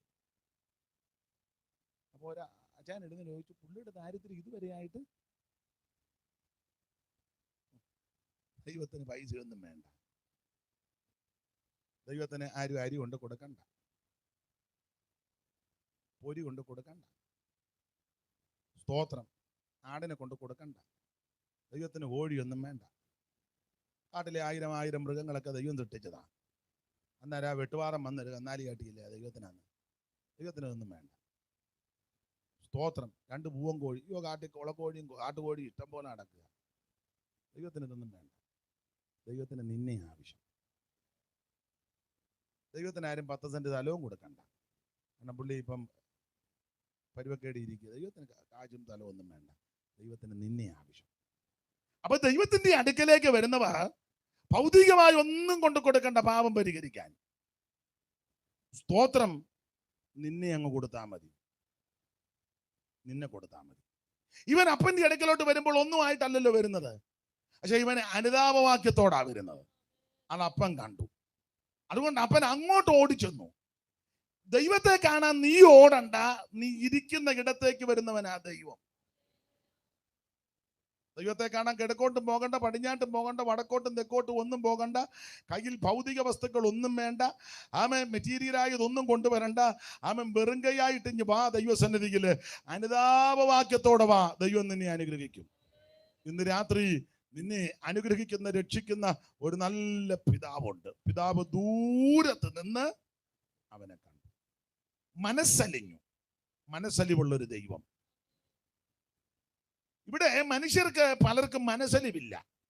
എന്തെങ്കിലും കേൾക്കുമ്പോൾ, കാണുമ്പോൾ ആ സന്ദർഭത്തിൽ ഒരു ചെറിയ അലിവ് പോലെ തോന്നും. പക്ഷെ അത് കഴിയുമ്പോൾ പിന്നെയും ഹൃദയം അങ്ങ് കഠിനമാകുക. എന്നാൽ സ്വർഗത്തിലൊരു പിതാവുണ്ട്, മനസ്സലിവുള്ള ദൈവം. ദൈവത്തിന് സ്തോത്രം.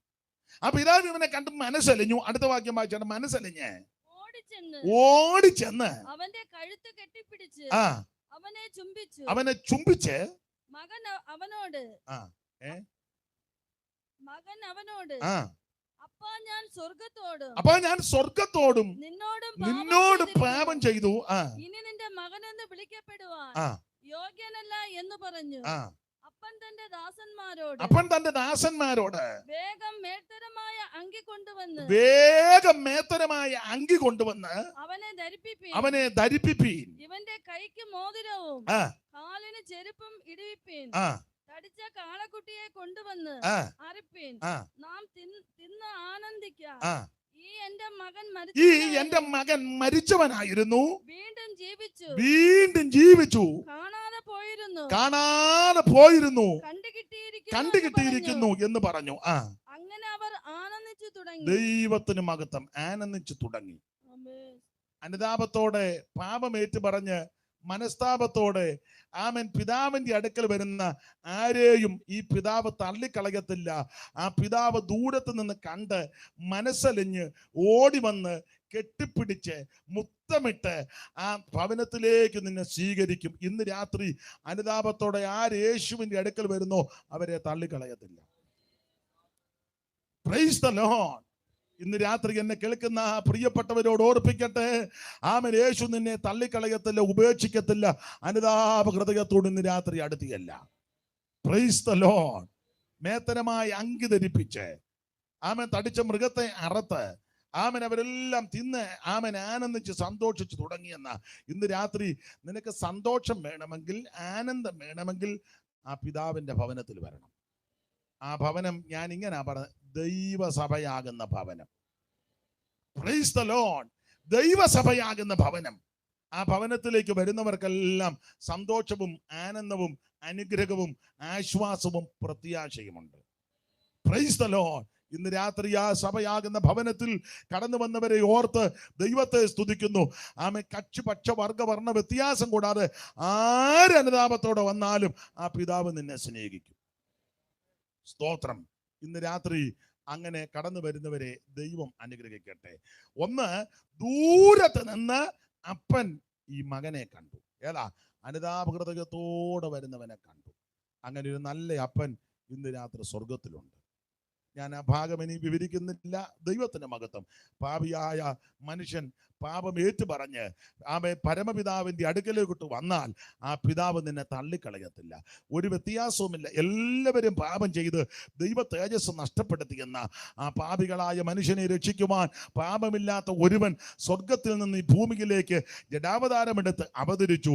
നാടെങ്ങും നന്മ സുവിശേഷിച്ച് അവൻ മരിച്ചവരെ ഉയർപ്പിച്ച് രോഗികളെ സൗഖ്യമാക്കി നാനാവ്യാധികളാലും ബാധകളാലും വലഞ്ഞവരെ സുഖമാക്കിയ നസറയനാകുന്ന യേശു ക്രിസ്തുവിന്റെ അടുക്കൽ അനുതാപഹൃദയത്തോടെ വാ. ഇന്ന് രാത്രി യേശു നിന്നെ രക്ഷിക്കും. ഓടിച്ച ചില കാര്യങ്ങൾ ചിന്തിച്ച് മുമ്പോട്ട് പോകാം.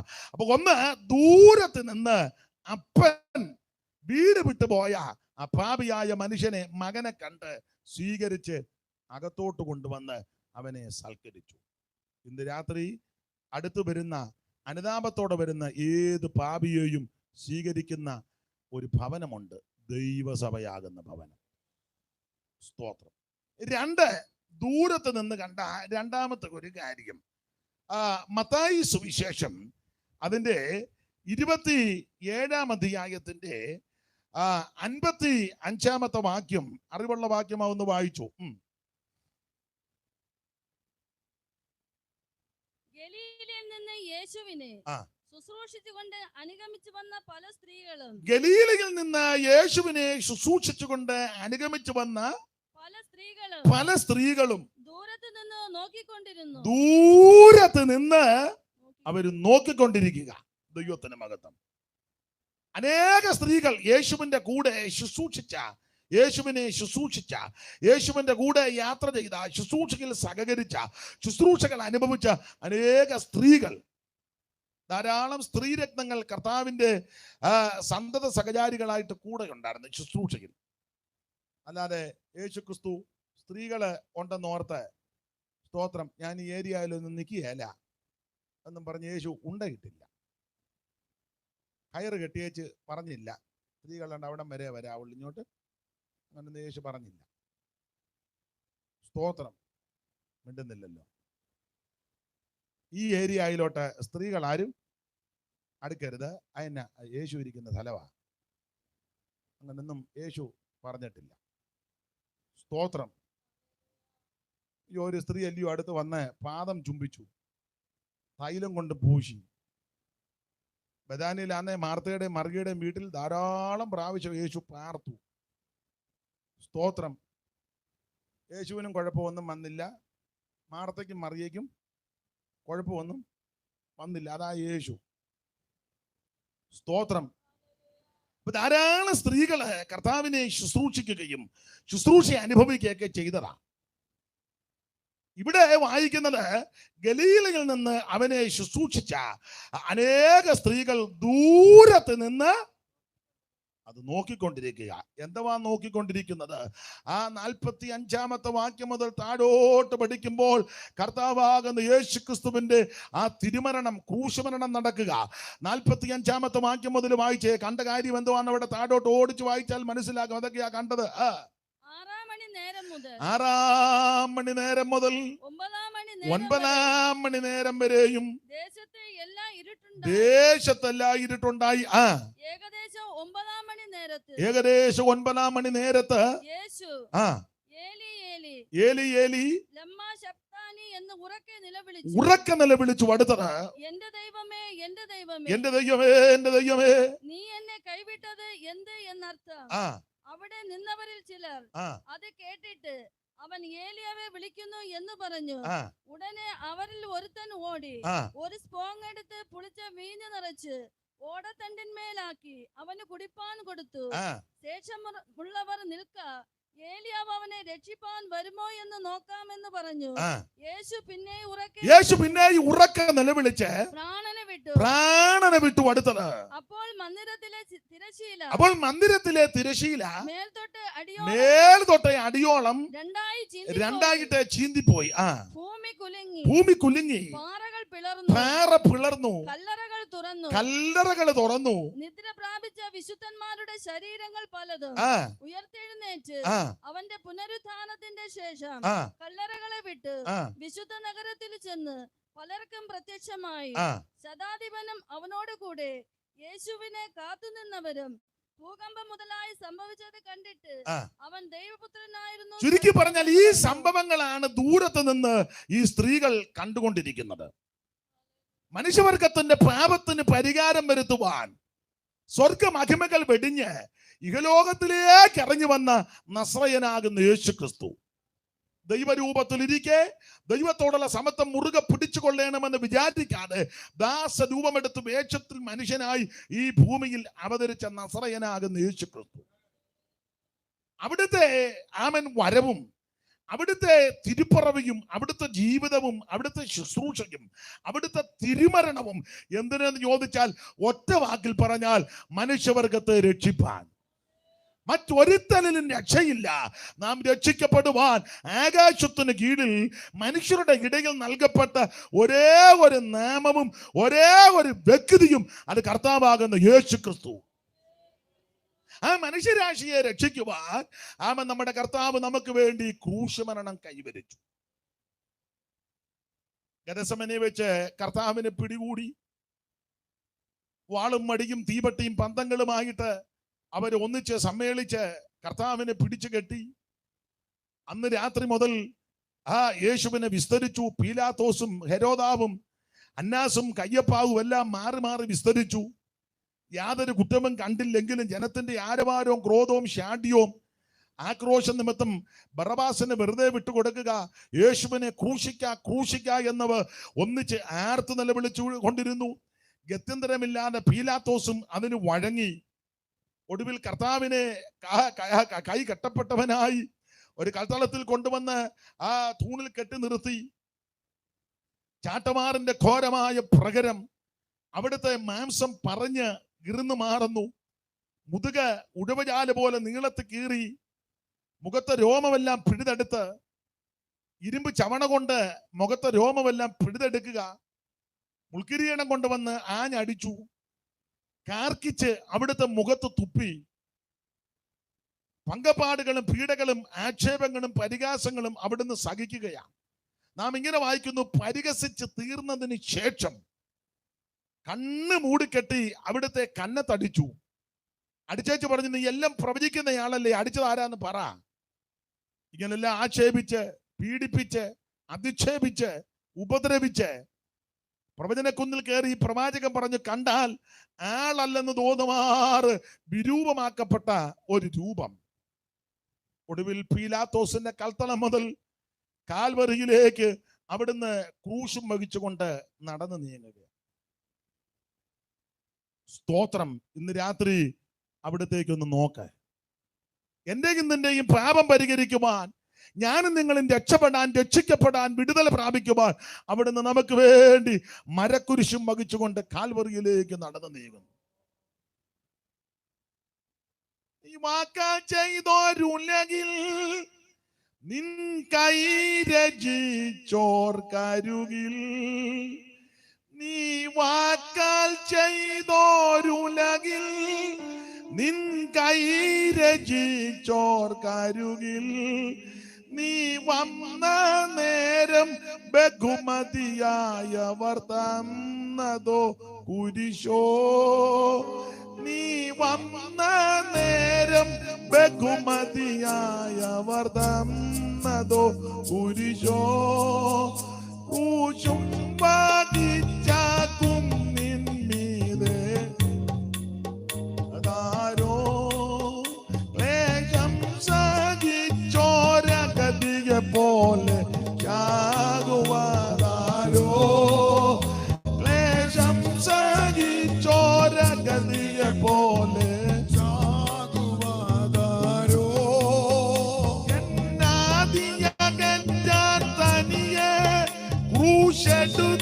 ദൈവസുത എന്നാദിയകറ്റാൻ തനിയെ ക്രൂശെടുത്ത ദൈവസുത പിന്നാലെ ഞാനൻ ക്രൂശുമെടുത്തു വരുന്നിതാ കൃപത പിന്നാലെ ഞാനൻ ക്രൂശുമെടുത്തു വരുന്നിതാ കൃപത ക്രൂശും വഹിച്ച കുന്നിൻ മീതെ പോകുവാനാരോ ക്ലേശം സഹിച്ചോരഗതിയെ പോലെ ചാകുവാനാരോ ക്ലേശം സഹിച്ചോരഗതിയെ പോലെ ഞാനും നിങ്ങളും രക്ഷപ്പെടുവാൻ വിടുതല പ്രാപിക്കുവാൻ എനിക്ക് നിങ്ങൾക്ക് രക്ഷ വരുവാൻ അവിടുന്ന് നമുക്ക് വേണ്ടി മരക്കുരിശും വഹിച്ചുകൊണ്ട് നടന്നു നീങ്ങുകയാണ്. വീണും വേച്ചും വിറച്ചും ആമേൻ ദാക്ഷ്യക്കാരാകുന്ന കടോട ഹൃദയന്മാരാകുന്ന റോമൻ പടയാളികളുടെ ചാട്ടമാറിന്റെ ഘോരമായ പ്രകരമേറ്റ് എന്തിനേറെ കാൽവറിയിൽ 2 ദുഷ്പ്രവർത്തിക്കാരുടെ നടുവിൽ അവിടുന്ന് ആണുകളാൽ തൂങ്ങപ്പെട്ട് കിടക്കുന്നു. ദൈവത്തിന് മഹത്വം. മുൾക്കിരീടധാരിയായിട്ട് അവിടുന്ന് തൂങ്ങപ്പെട്ട് കിടക്കുക. മുള്ള് അടിച്ച് ഇറക്കിയപ്പോൾ ആ മുള്ള് അകത്തോട്ടിറങ്ങി കണ്ണ് വെളിയിലേക്ക് തെള്ളി വന്നെന്ന്. സ്തോത്രം. ആമേനെ ആണുകളിൽ തൂങ്ങപ്പെട്ട് കിടക്കുന്ന ക്രിസ്തു കണ്ടാൽ മനസ്സിലാകത്തില്ല. ആ വിധത്തിൽ അവിടുന്ന് നമുക്ക് വേണ്ടി പീഡകൾ സഹിച്ചു. അവിടുത്തെ തിരുമരണ സമയമായപ്പോൾ ഭൂമി കുലുങ്ങി, പാറ പിളർന്നു. ഓർപ്പിച്ചല്ലോ, ആമേൻ. ദേശത്തെല്ലാം കൂരിരുട്ട് വ്യാപരിച്ചു. 6 മണി നേരം മുതൽ 9 മണി നേരമെല്ലാം ദേശത്തെ കൂരിരുട്ട്. സൂര്യൻ കരിമ്പടം പോലെ കറുത്തു. അണ്ടകടാകമെല്ലാം വല്ലാതെയായി. യേശു ഉറക്ക നിലവിളിച്ച് പ്രാണന് വിട്ടു. ദൈവാലയത്തിന്റെ തിരശീല മുകളിൽ നിന്ന് ചീന്തി 2ആയിട്ട്. ഈ സന്ദർഭം, ഈ സംഭവങ്ങളെല്ലാം ദൂരത്ത് നിന്ന് ആ മാന്യ സഹോദരിമാര് നോക്കിക്കൊണ്ടിരിക്കുക. ഇന്ന് രാത്രി എന്നെ കേൾക്കുന്ന പ്രിയരെ, നീ കാൽവറിയിലേക്ക് ഇന്ന് രാത്രി നോക്ക്. നിനക്ക് വേണ്ടി തൂങ്ങപ്പെട്ട് കിടക്കുന്ന ഒരുവൻ, നിന്റെ പാപം പരിഹരിക്കുവാൻ നിനക്ക് വേണ്ടി വേദന സഹിച്ച ഒരുവൻ, ആമേൻ. നിന്നെ രക്ഷിക്കുവാൻ നിനക്ക് വേണ്ടി രക്തം ചിന്തിക്കിടക്കുന്ന ഒരുവൻ, നിന്നെ വിടുവിക്കുവാൻ നിനക്ക് വേണ്ടി ശരീരം നുറുക്കപ്പെട്ട് ആമേൻ അത് ആശയത്തവനായി കിടക്കുന്ന ആമേൻ നസറയനാകുന്ന ക്രിസ്തു. ഇന്ന് രാത്രി ഞാനും നിങ്ങളും നീതീകരിക്കപ്പെടുവാൻ നമുക്ക് വേണ്ടി ക്രൂശുമരണം വഹിക്കുന്ന ക്രിസ്തു. ആ ക്രിസ്തുവിനെ ഇന്ന് രാത്രി കാൽവറിയിലേക്ക് നോക്ക്. ആ കാൽവറിയിലേക്ക്, ക്രൂശിലേക്ക് നോക്കിയാൽ നിനക്കും നിന്റെ കുടുംബത്തിനും രക്ഷയാണ്. അവിടുത്തെ തിരുമരണ സമയം വല്ലാത്ത അന്തരീക്ഷമാണ്. അതെല്ലാം ആ സ്ത്രീകൾ ദൂരത്ത് നിന്ന് കാണുകയാണ്. ഈ സന്ദർഭം ഞാൻ പറയാനുണ്ട്. എലന്തൂരിലെ TK ശ്യാമുവേൽ സാറ്, എനിക്ക് തോന്നുന്നത് ഇതെല്ലാം കണ്ടതുപോലെ അദ്ദേഹം എഴുതി വെച്ചിരിക്കുന്നത് പാട്ട്. എനിക്ക് തോന്നുന്നു പുള്ളി അവിടെ ഉണ്ടായിരുന്നെന്നാ തോന്നുന്നത്. അതുപോലെ കണ്ടതുപോലെ നല്ല പദപ്രയോഗങ്ങളും കൃത്യത്തിനാ ശമുവേൽ സാറ് ആ സംഭവം രേഖപ്പെടുത്തിയിരിക്കുക. ഏതാ? മത്തായി സുവിശേഷം 27:45 മുതൽ താഴോട്ടുള്ള തിരുവെടുത്തുകൾ വായിച്ചല്ലോ. അവിടെ നടന്ന ആ സംഭവം ശമുവേൽ സാറ് കണ്ടതുപോലെ, പുള്ളി അവിടെ നിന്ന് കണ്ടതുപോലെ എഴുതി വെച്ചിരിക്കുക. എനിക്ക് ആ പാട്ടിന്റെ വരികളൊക്കെ വളരെ സന്തോഷവും അതുപോലെ തന്നെ തൃപ്തിയും, അത് പാടിക്കഴിയുമ്പോൾ നല്ല മനോസുഖമാണ്. ആ പാട്ടിന്റെ വരികള് നമ്മുടെ കർത്താവിനെ പറ്റിയല്ലയോ, തിരുമരണ സമയത്തെ പറ്റിയുള്ള സംഭവമല്ലയോ. അറിയാവുന്നവർ വേണേ ഒന്ന് ചേർന്ന് പാടിക്കോണം. ദൈവത്തിന് സ്തോത്രം. സാറ് കൊടുത്തിരിക്കുന്ന പ്രയോഗമാ, ഉദലനാഥൻ തന്നുടെ മരണം കാണുക ദുർവകമായകോ. ഭൂതലനാഥൻ തന്നുടെ മരണം കാണുക ദുർവകമായകോ. ഭൂരിഭയം പൂണ്ടിളകുകയോ ഈ പ്രകൃതികളകിലമിതൽപുതം. ഭൂരിഭയം പൂണ്ടിളകുകയോ ഈ പ്രകൃതികളകിലമിതൽപുതം. എന്തോരത്ഭുത പുരുഷൻ ക്രിസ്തു തന്റെ മഹിമാ നിസ്തുലം. എന്തോരത്ഭുത പുരുഷൻ ക്രിസ്തു തന്റെ ഭൂതലനാഥൻ തന്നുട മരണം കാണുക ദുർവകമായകോ. ഭൂതലനാഥൻ തന്നുട മരണം കാണുക ദുർവകമായകോ. ഭൂരിഭയം പൂണ്ടിളകുകയോ ഈ പ്രകൃതികളകിലമിതത്ഭുതം.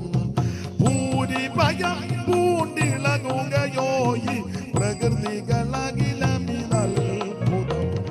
പാറ പിളർന്നു പാരിളകന്നു പാവനം തുരുയിരാർന്നുക. പാറ പിളർന്നു പാരിളകന്നു പാവനം തുരുയിരാർന്നുക. തീർകയായി തിരുശീലയും തന്മൃതി നേരം സൂര്യനിരുണ്ടുപോയി.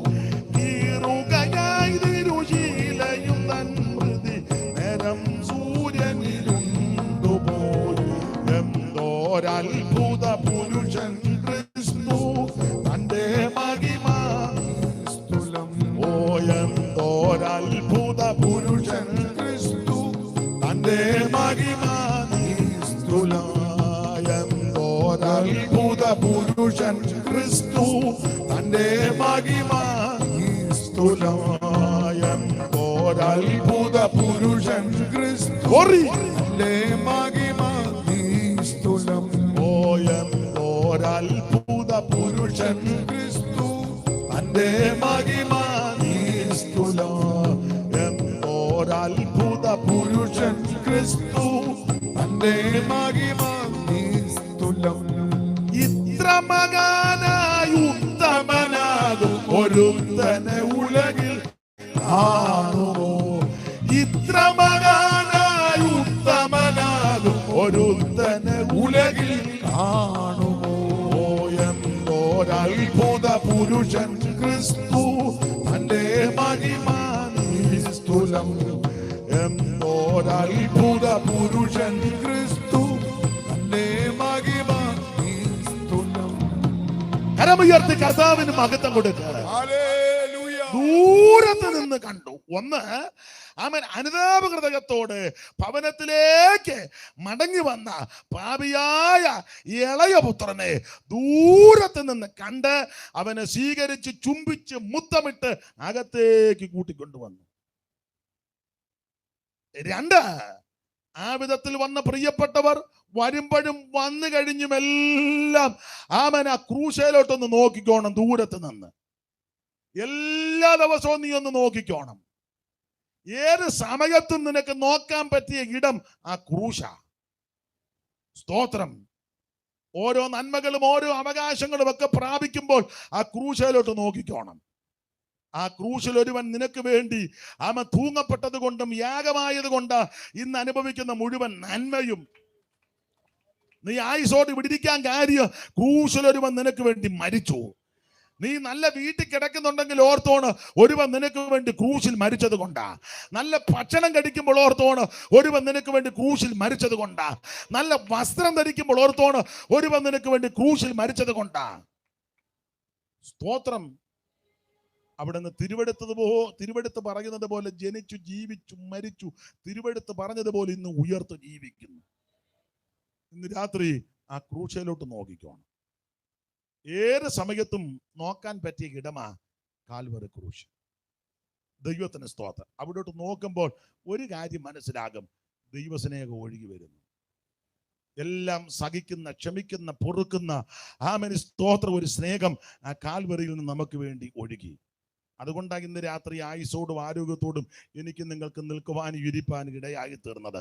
അതുകൊണ്ട് സദാസമയവും ആ ക്രൂശെ നോക്കിക്കോണം. Price the Lord.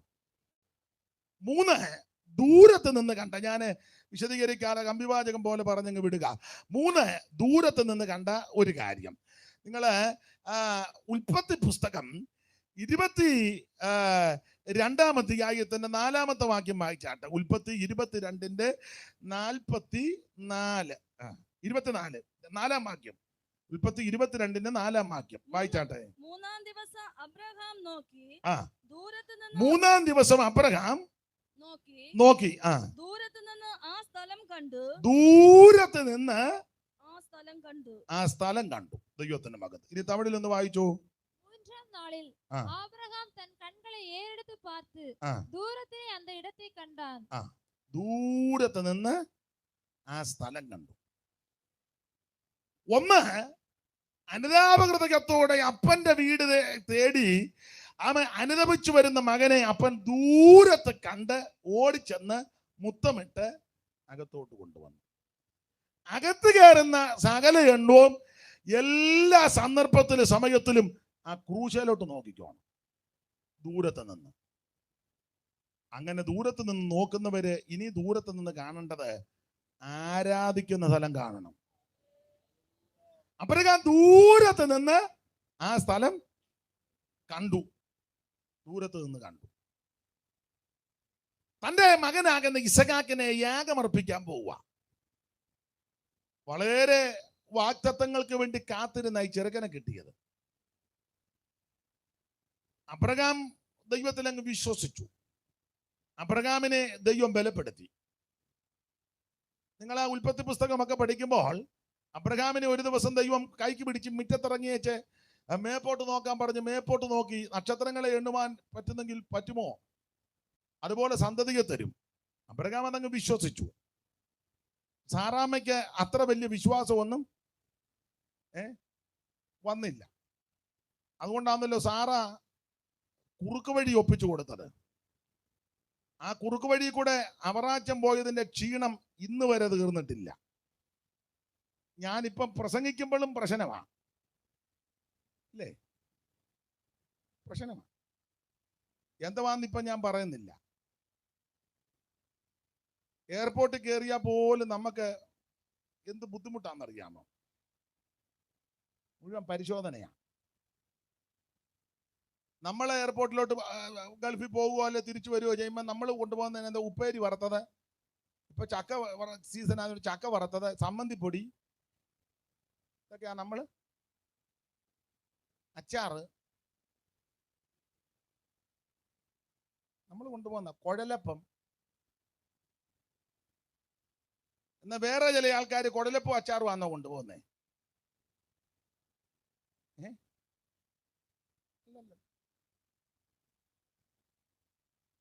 ബിസ്ക്കറ്റ് തിന്നുന്നൊന്നുമല്ല.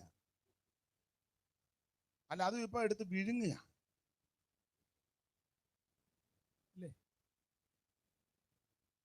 ഇങ്ങനെയുള്ള ആൾക്കാരുള്ളത് കൊണ്ട് നമുക്ക് മര്യാദയ്ക്ക് എങ്ങോട്ട് പോകാൻ പോലും ഒക്കുന്നില്ല. അപ്പോൾ അവറാച്ചൻ ഒരു പോക്ക് പോയി, സാറായുടെ വാക്കനുസരിച്ചു. ഇന്ന് വരെ പ്രശ്നം തീർന്നിട്ടില്ല, ഇനിയോട്ട് തീരുകയില്ല. സാറയ്ക്ക് വലിയ വിശ്വാസമൊന്നും വന്നില്ല. അബ്രഹാം ദൈവത്തിൽ വിശ്വസിച്ചു, അത് നീതിയായിട്ട് കണക്ക് വിട്ടു. പിന്നെ നിങ്ങൾ പുസ്തകം പഠിച്ചാൽ സാറയ്ക്ക് വലിയ വിശ്വാസമൊന്നും വരാഞ്ഞത് കൊണ്ട് സാറായെ ഒന്നുകൂടെ വിശ്വാസത്തിൽ ഉറപ്പിച്ച് ശക്തിപ്പെടുത്താനാ ആ 18-ാം അധ്യായത്തിൽ ദൂതന്മാർ അബ്രഹാമിന്റെ വീട്ടിൽ വന്നത്. സാറായി ഒന്ന് ബലപ്പെടുത്തണ്ടേ? സ്തോത്രം, ഒന്ന് ബലപ്പെടുത്തണം. അതുകൊണ്ട് ആ വീട്ടിൽ വന്ന് സൽക്കാരമെല്ലാം കൈക്കൊണ്ടുവച്ച് അവറാച്ചനോട് വെച്ചു, അവറാച്ച നമ്മൾ കയറാൻ നേരമായിട്ട് സംസാരിക്കുക, എന്ത് ചെയ്യാ സാറാമ്മ എന്ത് ചെയ്യുന്നു ചോദിച്ചു. ആ പറഞ്ഞു, അവള് കൂടാരത്തിനകത്തുണ്ടെന്ന്.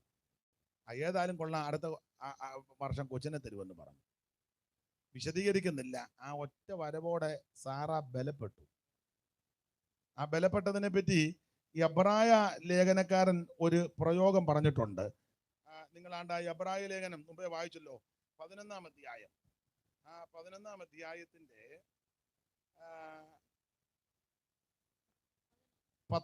11-ാമത്തെ വാക്യം വായിച്ചേ. 11-ന്റെ 11. വിശ്വാസത്താൽ സാറായും വാഗ്ദത്തം ചെയ്തവനെ വിശ്വസ്തനെന്ന് എണ്ണുകയാൽ പ്രായം കഴിഞ്ഞിട്ടും പുത്രോൽപാദനത്തിന് ശക്തി പ്രാപിച്ചു. അപ്പോൾ വേദ പഠിതാക്കൾ പറയുന്നത് 18-ാം അധ്യായത്തിൽ 3 പേര് അബ്രഹാമിന്റെ വീട്ടിൽ വന്നല്ലോ. അബ്രഹാം വെയിലുറച്ചപ്പോൾ കൂടാരവാതിൽക്കൽ തലപൊക്കിയപ്പോൾ 3 പേരെ കൊണ്ട് ഓടിച്ചെന്ന് നിലമ്പന കുനിഞ്ഞ് അവരെ അസാരം വെള്ളം കൊണ്ടെന്ന് കാല് കഴുകാം, വൃക്ഷത്തിന്റെ ചുവട്ടിലിരിക്കെ ഒരു മുറി അപ്പം കഴിച്ചു പോകാം, വിശപ്പടക്കി വെച്ച് പോകാൻ പറഞ്ഞ് 3 പേരെ അറിയാതെ കണ്ട് ദൂതന്മാരെ സൽക്കരിച്ചെന്ന വീട്ടിൽ കൊണ്ടുവന്നിരുത്തി. ആ സാറാമ്മ പെട്ടെന്ന് ഇടങ്ങടി മാവ് വെച്ച് 3 ഇടങ്ങടി മാവ് എടുത്ത് അബ്രഹാം തൊടുത്തു ചെന്ന് ബാല്യക്കാരുടെ കൽപ്പന കൊടുത്ത് ഒരു നല്ല കൊഴുത്ത് മുടുത്ത ആ ഒരു മൃഗത്തെ പിടിച്ച് അറുത്ത് വെണ്ണയും പാലുമൊക്കെ എടുത്ത് ശുശ്രൂഷിച്ചവരെ ആദരിച്ചു. ചുരുക്കി പറഞ്ഞാൽ അവര് ശുശ്രൂഷയൊക്കെ സ്വീകരിച്ച് അനുഗ്രഹിച്ചു. ചുരുക്കി പറഞ്ഞാൽ ആ ഒറ്റ വരവിൽ സാറാ ശക്തിപ്പെട്ടു. അതാ 11-ാമത്തെ വാക്യത്തിൽ ഒന്നുകൂടെ വായിച്ചേ. 11-ാം വാക്യം. വിശ്വാസത്താൽ സാറായും വാഗ്ദത്തം ചെയ്തവനെ വിശ്വസ്തൻ എന്ന് എണ്ണുകയാൽ പ്രായം കഴിഞ്ഞിട്ടും ശക്തി പ്രാപിച്ചു. വേദപഠിതാക്കൾ പറയുന്നത് ഈ 18-ാം അധ്യായത്തിലെ വരവാ സാറാ ശക്തിപ്പെട്ടത്. സ്തോത്രം, ശക്തിപ്പെട്ടു. അങ്ങനെ ശക്തിപ്പെട്ട് ഈ തലമുറയെ ലഭിച്ചു. തലമുറയെ ലഭിച്ച് അബ്രഹാമിനോട് ഒരു സുപ്രമാണത്തിൽ ദൈവം പറയുക, നീ സ്നേഹിക്കുന്ന നിന്റെ ഏകജാതനാകുന്ന ഇസഹാക്കിനെ ഞാൻ പറയുന്നിടത്ത് കൊണ്ട് ഹോമയാഗം കഴിക്കണം. അരുളപ്പാട് കേട്ട അബ്രഹാം അമാന്തിച്ചില്ല. അബ്രഹാം അധികാരത്തെടുത്തിട്ട് ഇസഹാക്കിനെ കൂട്ടി ബാല്യക്കാരെയും കൂട്ടി വിറകും കത്തിയും ഒക്കെ എടുത്ത് ദൈവം പറഞ്ഞ ഇടത്തേക്ക് പോകുക. എന്തിനെ ഒറ്റ വാക്കി പറയാ, ആരാധനയ്ക്ക് പോകുകയാ, ആരാധിക്കാൻ. അപ്പൊ ആരാധനയ്ക്ക് വെറുതെ പോകരുത്. ആരാധനയ്ക്ക് ചില സാധന സാമഗ്രികളൊക്കെ ആയിട്ടാ പോയത്. പുതിയ നിയമത്തിലേക്ക് വരുമ്പോൾ നമുക്ക് ഭൗതിക വസ്തുക്കളൊന്നും കൊടുക്കണ്ട. ദൈവത്തെ മഹത്വപ്പെടുത്തുകയും ദൈവത്തെ സ്തുതിക്കുകയും ദൈവത്തെ വർണ്ണിക്കുകയും ചെയ്യണം. ദൂരെ വച്ച അബ്രഹാം ആ സ്ഥലം കണ്ടു. ദൂരത്ത് നിന്ന് ആ സ്ഥലം കണ്ടു. സ്ഥലം കണ്ട ഉടനെ അബ്രഹാം ബാല്യക്കാരോട് പറഞ്ഞു, നിങ്ങൾ ഈ കഴുതയുമായിട്ട് ഇവിടെ ഇരിക്കണം, ഞാനും ബാലനും അവിടുത്തോളം ചെന്ന് ആരാധന കഴിച്ച് തിരിച്ചു മടങ്ങി വരും. ഞാൻ വിവരിക്കുന്നില്ല, ഒറ്റ വാക്ക് പറഞ്ഞാൽ ദൂരത്ത് നിന്ന് കണ്ടപ്പോൾ അബ്രഹാം ഒരു കാര്യം തീരുമാനിച്ചു, വേർപാട്. അതാ ദൂരത്ത് നിന്ന് കണ്ടപ്പോൾ വേർപാട്. ബാല്യക്കാരോട് പറഞ്ഞു, നിങ്ങൾ ഇവിടെ ഇരുന്നാ മതി, ഞാനും ബാലനും പോയി ആരാധിച്ചു വരാം. ആരാധനയ്ക്ക് വേർപാടുണ്ട്. ദൂരത്ത് നിന്ന് അബ്രഹാം അത് മനസ്സിലാക്കി. ആരെ ആരാധിക്കണം? യേശുവിനെ ആരാധിക്കണം. ആരെ ആരാധിക്കരുത്?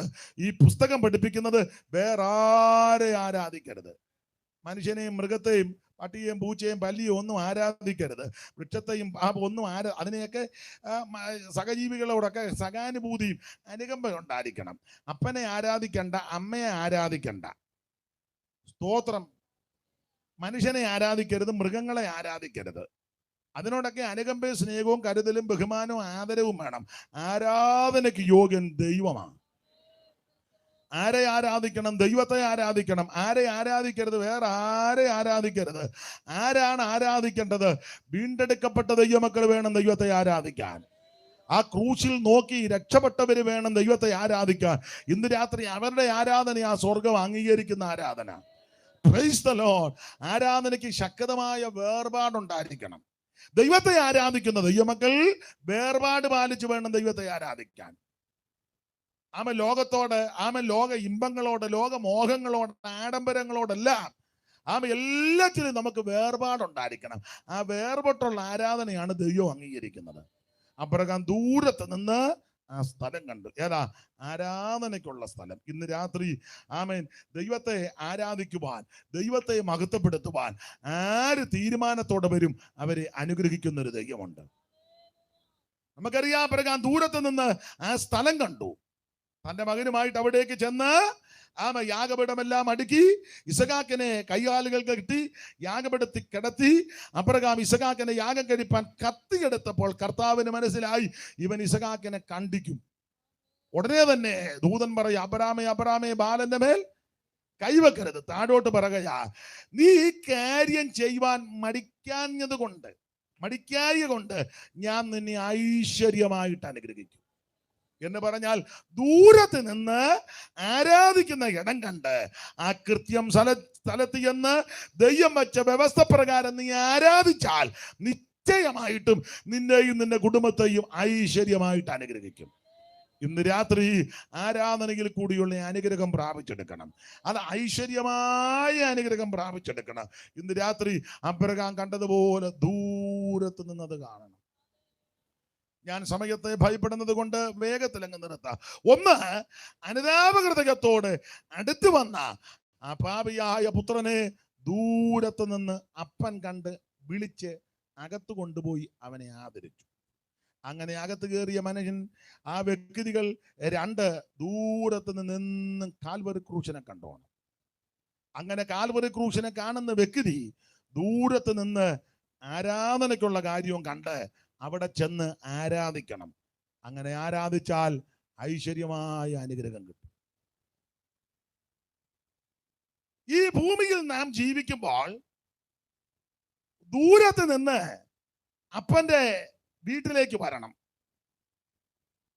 വന്നു കഴിഞ്ഞ് ക്രൂശിൽ നോക്കിക്കോണം. ദൂരത്ത് നിന്ന് ആരാധനയ്ക്കുള്ള ഇടവും കണ്ടുപിടിച്ച് ചെന്ന് ആരാധിക്കണം. ചത്ത് കഴിഞ്ഞേച്ച് ഇതൊക്കെ ചെയ്യാന്ന് വിചാരിച്ചാൽ രക്ഷപ്പെടുകയല്ല.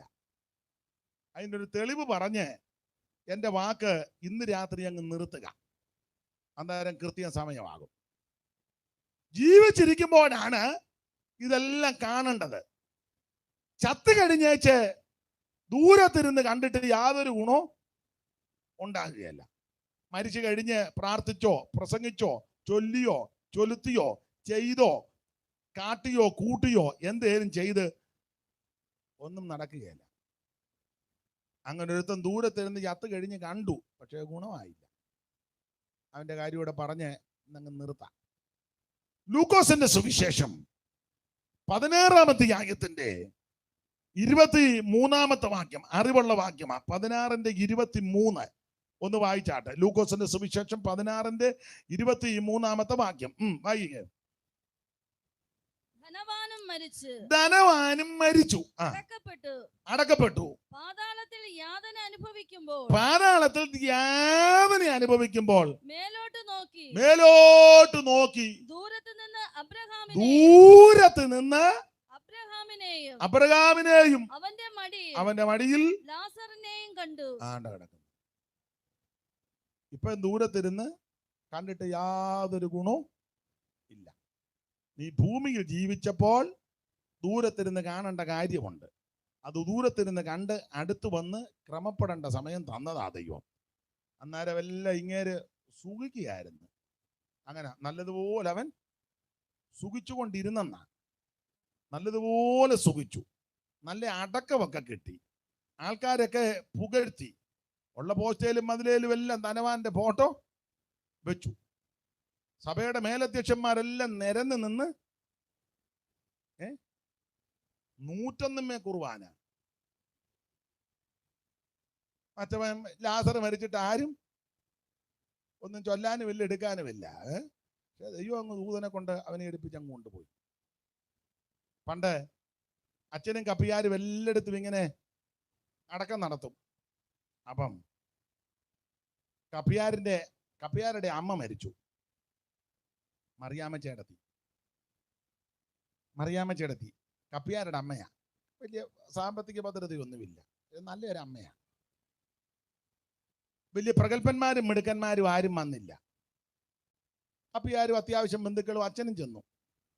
അപ്പൊ അച്ഛനെ പുസ്തകം നോക്കി ചൊല്ലി എളുപ്പം അങ്ങ് ചൊല്ലി തീർന്നു.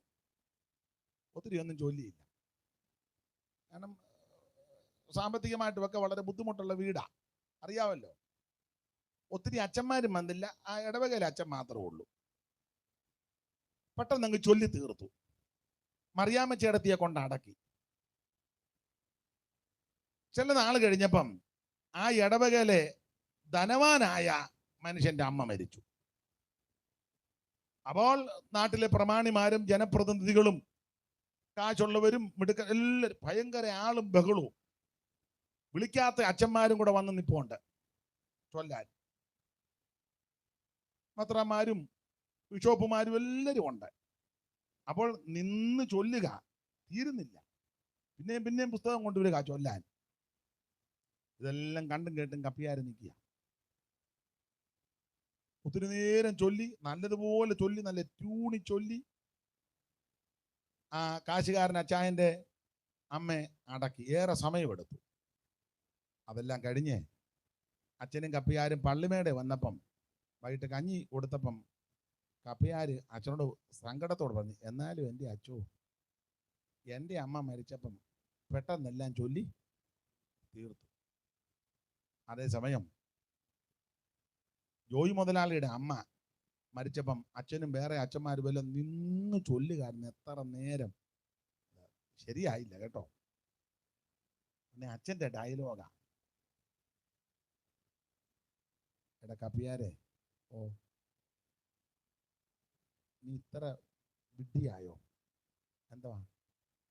എടാ, നിന്റെ അമ്മ മറിയാമ്മച്ചിടത്തിയപ്പോൾ ഇതുപോലെ വിശുദ്ധയായ നിർമ്മലയായ പരമാർത്ഥിയായ ഒരമ്മ നമ്മുടെ ഇടവകെ ഇതുപോലെ താഴ്മയും വിനയവും എളിമയും ഒക്കെ ഉള്ളൊരമ്മ മറിയാമ്മച്ചിടത്തിയപ്പോൾ ഈ ഇടവകയിൽ ഇല്ല. മറിയാമ്മച്ചിടത്ത് നേരെ അങ്ങോട്ടാ പോകുന്നത്. അതുകൊണ്ട് ഒത്തിരി ചൊല്ലുവൊന്നും നല്ല ജോയി മുതലാളിയുടെ തള്ളയെന്ന് പറഞ്ഞാൽ കൈയറത്ത ഉപ്പ് തേക്കാത്ത തള്ളയാ. ഞങ്ങളെല്ലാം മണിക്കൂറുകൾ ചൊല്ലിട്ട് ഇപ്പോഴും എനിക്ക് ഡൗട്ടാ പോവോ ഇല്ലയോ എന്നുള്ളത്. മനസ്സിലായോ? കഥയാന്നേലും അതിനകത്തൊക്കെ സാരമുണ്ട്. അപ്പൊ ഈ ലാസർ മരിച്ചു, അടക്കാനും ചൊല്ലാനും എടുക്കാനും ഒന്നും ആരുമില്ല. പക്ഷെ ദൂതന്മാർ അവനെ അങ്ങ് കൊണ്ടുപോയി. ധനവാൻ ജീവിച്ചപ്പോൾ സുഖിച്ച് പൊളച്ച് മതിച്ചു ജീവിച്ചു. ജീവിച്ച കാലത്ത് അവൻ മേപ്പോട്ട് നോക്കിയില്ല. ചത്ത് കഴിഞ്ഞപ്പോൾ ആ താഴെ ചെന്നേച്ച് മേപ്പോട്ട് നോക്കി. ഇനി മേപ്പോട്ട് നോക്കിയിട്ടും രക്ഷയില്ല. അവിടെ കിടന്ന് ദൂരത്ത് നിന്ന് കാണുക, അബ്രഹാം പിതാവിന്റെ മടിയിൽ ലാസർ ഇരിക്കുന്നു. നീ യേശുവിനെ രക്ഷിതാവായി സ്വീകരിക്കാതെ, വെള്ളത്തിൽ മുങ്ങി സ്നാനപ്പെടാതെ, ആത്മസ്നാനം പ്രാപിക്കാതെ, വേർപാട് പാലിക്കാതെ, തിരുമേശ എടുക്കാതെ, ഈ കൂട്ടായ്മയിൽ നിൽക്കാതെ, അവൻ സുഖിച്ചും പൊളച്ചും മതിച്ചും നിന്റെ ഇഷ്ടപ്രകാരം നീ പോയാൽ, ജീവിച്ചാൽ ഒടുവിൽ മരിക്കും. അടക്കമൊക്കെ കേമമായിരിക്കും. പക്ഷെ നീ ചേരുന്ന സ്ഥലം യാതനാ സ്ഥലമാണ്. ചാകാത്ത പുഴുവും കെടാത്ത തീയുമുള്ള ആ നരകത്ത് ചെന്ന് വീഴാതെ, ഇന്ന് രാത്രി ഇവിടെ വലിയ മെച്ചോ മേന്മയും നന്മയും ഒന്നും ലഭിച്ചില്ലെങ്കിലും അങ്ങ് നിത്യതയിലെത്തുന്നത് ആ വിഷയം. അതുകൊണ്ട് ഇന്ന് രാത്രി കാണേണ്ടവനെ കണ്ടോണം, നോക്കേണ്ടടുത്തോട്ട് നോക്കിക്കോണം, നോക്കേണ്ടതുപോലെ നോക്കണം. ഇന്ന് രാത്രി ആമൻ ക്രൂശിലേക്ക് നോക്ക്. എബ്രായ ലേഖനത്തിലെ വാക്യം മറന്നു പോകരുത്. ഇവരെല്ലാവരും ദൂരത്ത് നിന്ന് അത് കണ്ടു. ആമേൻ. ദൈവം അനുവദിച്ചാൽ നാളെ രാത്രി നമുക്ക് ശുശ്രൂഷയുണ്ടല്ലോ. ശേഷമുള്ള ഭാഗം നാളെ ചിന്തിക്കാം. ആമേൻ. 9 മണിയാണ് കണക്ക്. ഇപ്പൊ ഇതിൽ സൂക്ഷ 9 ഞാൻ ഇന്നലെ പറഞ്ഞ പോലെ ചെല്ല് ധരിക്കാറുണ്ട്, പുള്ളി സമയത്തൊന്നും നിർത്തുകയല്ലെന്ന്. ഇന്നലെ ഞാൻ കൃത്യസമയത്തല്ലേ നിർത്തിയേ? അതെ, ഇന്ന് ഞാൻ കൃത്യസമയത്ത് നിർത്തി. നാളെയും എന്നോട് പറയുന്ന സമയത്ത് നിർത്തും. അപ്പൊ ചിലക്ക് ഒരു ധാരണയുണ്ട്. നാളെ ഒരാൾ പറഞ്ഞു, ഓ അയാൾക്ക് ബോധവും വിവരവും ഒന്നും ഉള്ളവനല്ല, യോഗത്തിന് പോയാൽ സമയത്തും കാലത്തും ഒന്നും നിർത്തുകയല്ല. നിർത്താൻ അറിയാമെന്ന് മനസ്സിലായേ? അപ്പൊ ഇന്ന് രാത്രി ആമൻ ദൂരത്ത് നിന്ന് കാണേണ്ട കാര്യമെല്ലാം കണ്ടോണം. ഇന്ന് രാത്രി അങ്ങനെയുള്ളവരെ ദൈവം അനുഗ്രഹിക്കട്ടെ. ദൈവശില്പിയായി നിർമ്മിച്ചതും അടിസ്ഥാനമുള്ള ഒരു നഗരത്തിനായി നമുക്ക് കാത്തിരിക്കാം. ഇനി എത്രയും അല്പകാലം കഴിഞ്ഞിട്ട് വരുവാനുള്ളവൻ വരും. തനിക്കായി കാത്തു നിൽക്കുന്ന വിശുദ്ധന്മാരെ ചേർക്കാൻ യേശു വീണ്ടും വരും. ആ വരവനായി ഒരുങ്ങുവാൻ, ആമേൻ, വരുവനായി ഒരുക്കപ്പെടുവാൻ ഇന്ന് രാത്രി എല്ലാവർക്കും സമർപ്പിക്കാം. ആ പഴയ പാട്ടിന്റെ 2 ചരണങ്ങൾ കൈകളടിച്ച് ചേർന്നൊന്ന് പാടിയാട്ടെ. എല്ലാവരും ചേർന്ന് പാടി ദൈവത്തെ മഹത്വപ്പെടുത്തണം. മുത്തുമയമായി വിളങ്ങും പട്ടണമനാത് പുത്തന റോജാലെ പൂരന്താത്ര ശോഭിത. മുത്തുമയമായി വിളങ്ങും പട്ടണമനാത് പുത്തന റോജാലെ പൂരന്താത്ര. അയ്യടിച്ചു ഓ വീതി സ്വച്ഛ പടികാതുണ്ട പട്ടണമതിന്റെ ഭംഗി വർണ്യമല്ലഹോ, ഭംഗി വർണ്യമല്ലഹോ. വീതി സ്വച്ഛ സ്ഫടികാതുല്യംഗ നിർമ്മിത പട്ടണമതി ഭംഗി വർണ്യമല്ലഹോ, ഭംഗി വർണ്യമല്ലഹോ. അവനമ പട്ടണത്തിൽ ഓ പാപമറ്റ ജീവിതം നയിച്ചവരല്ലോ. ഓ പാവനമ പട്ടണത്തിൽ ആരുകട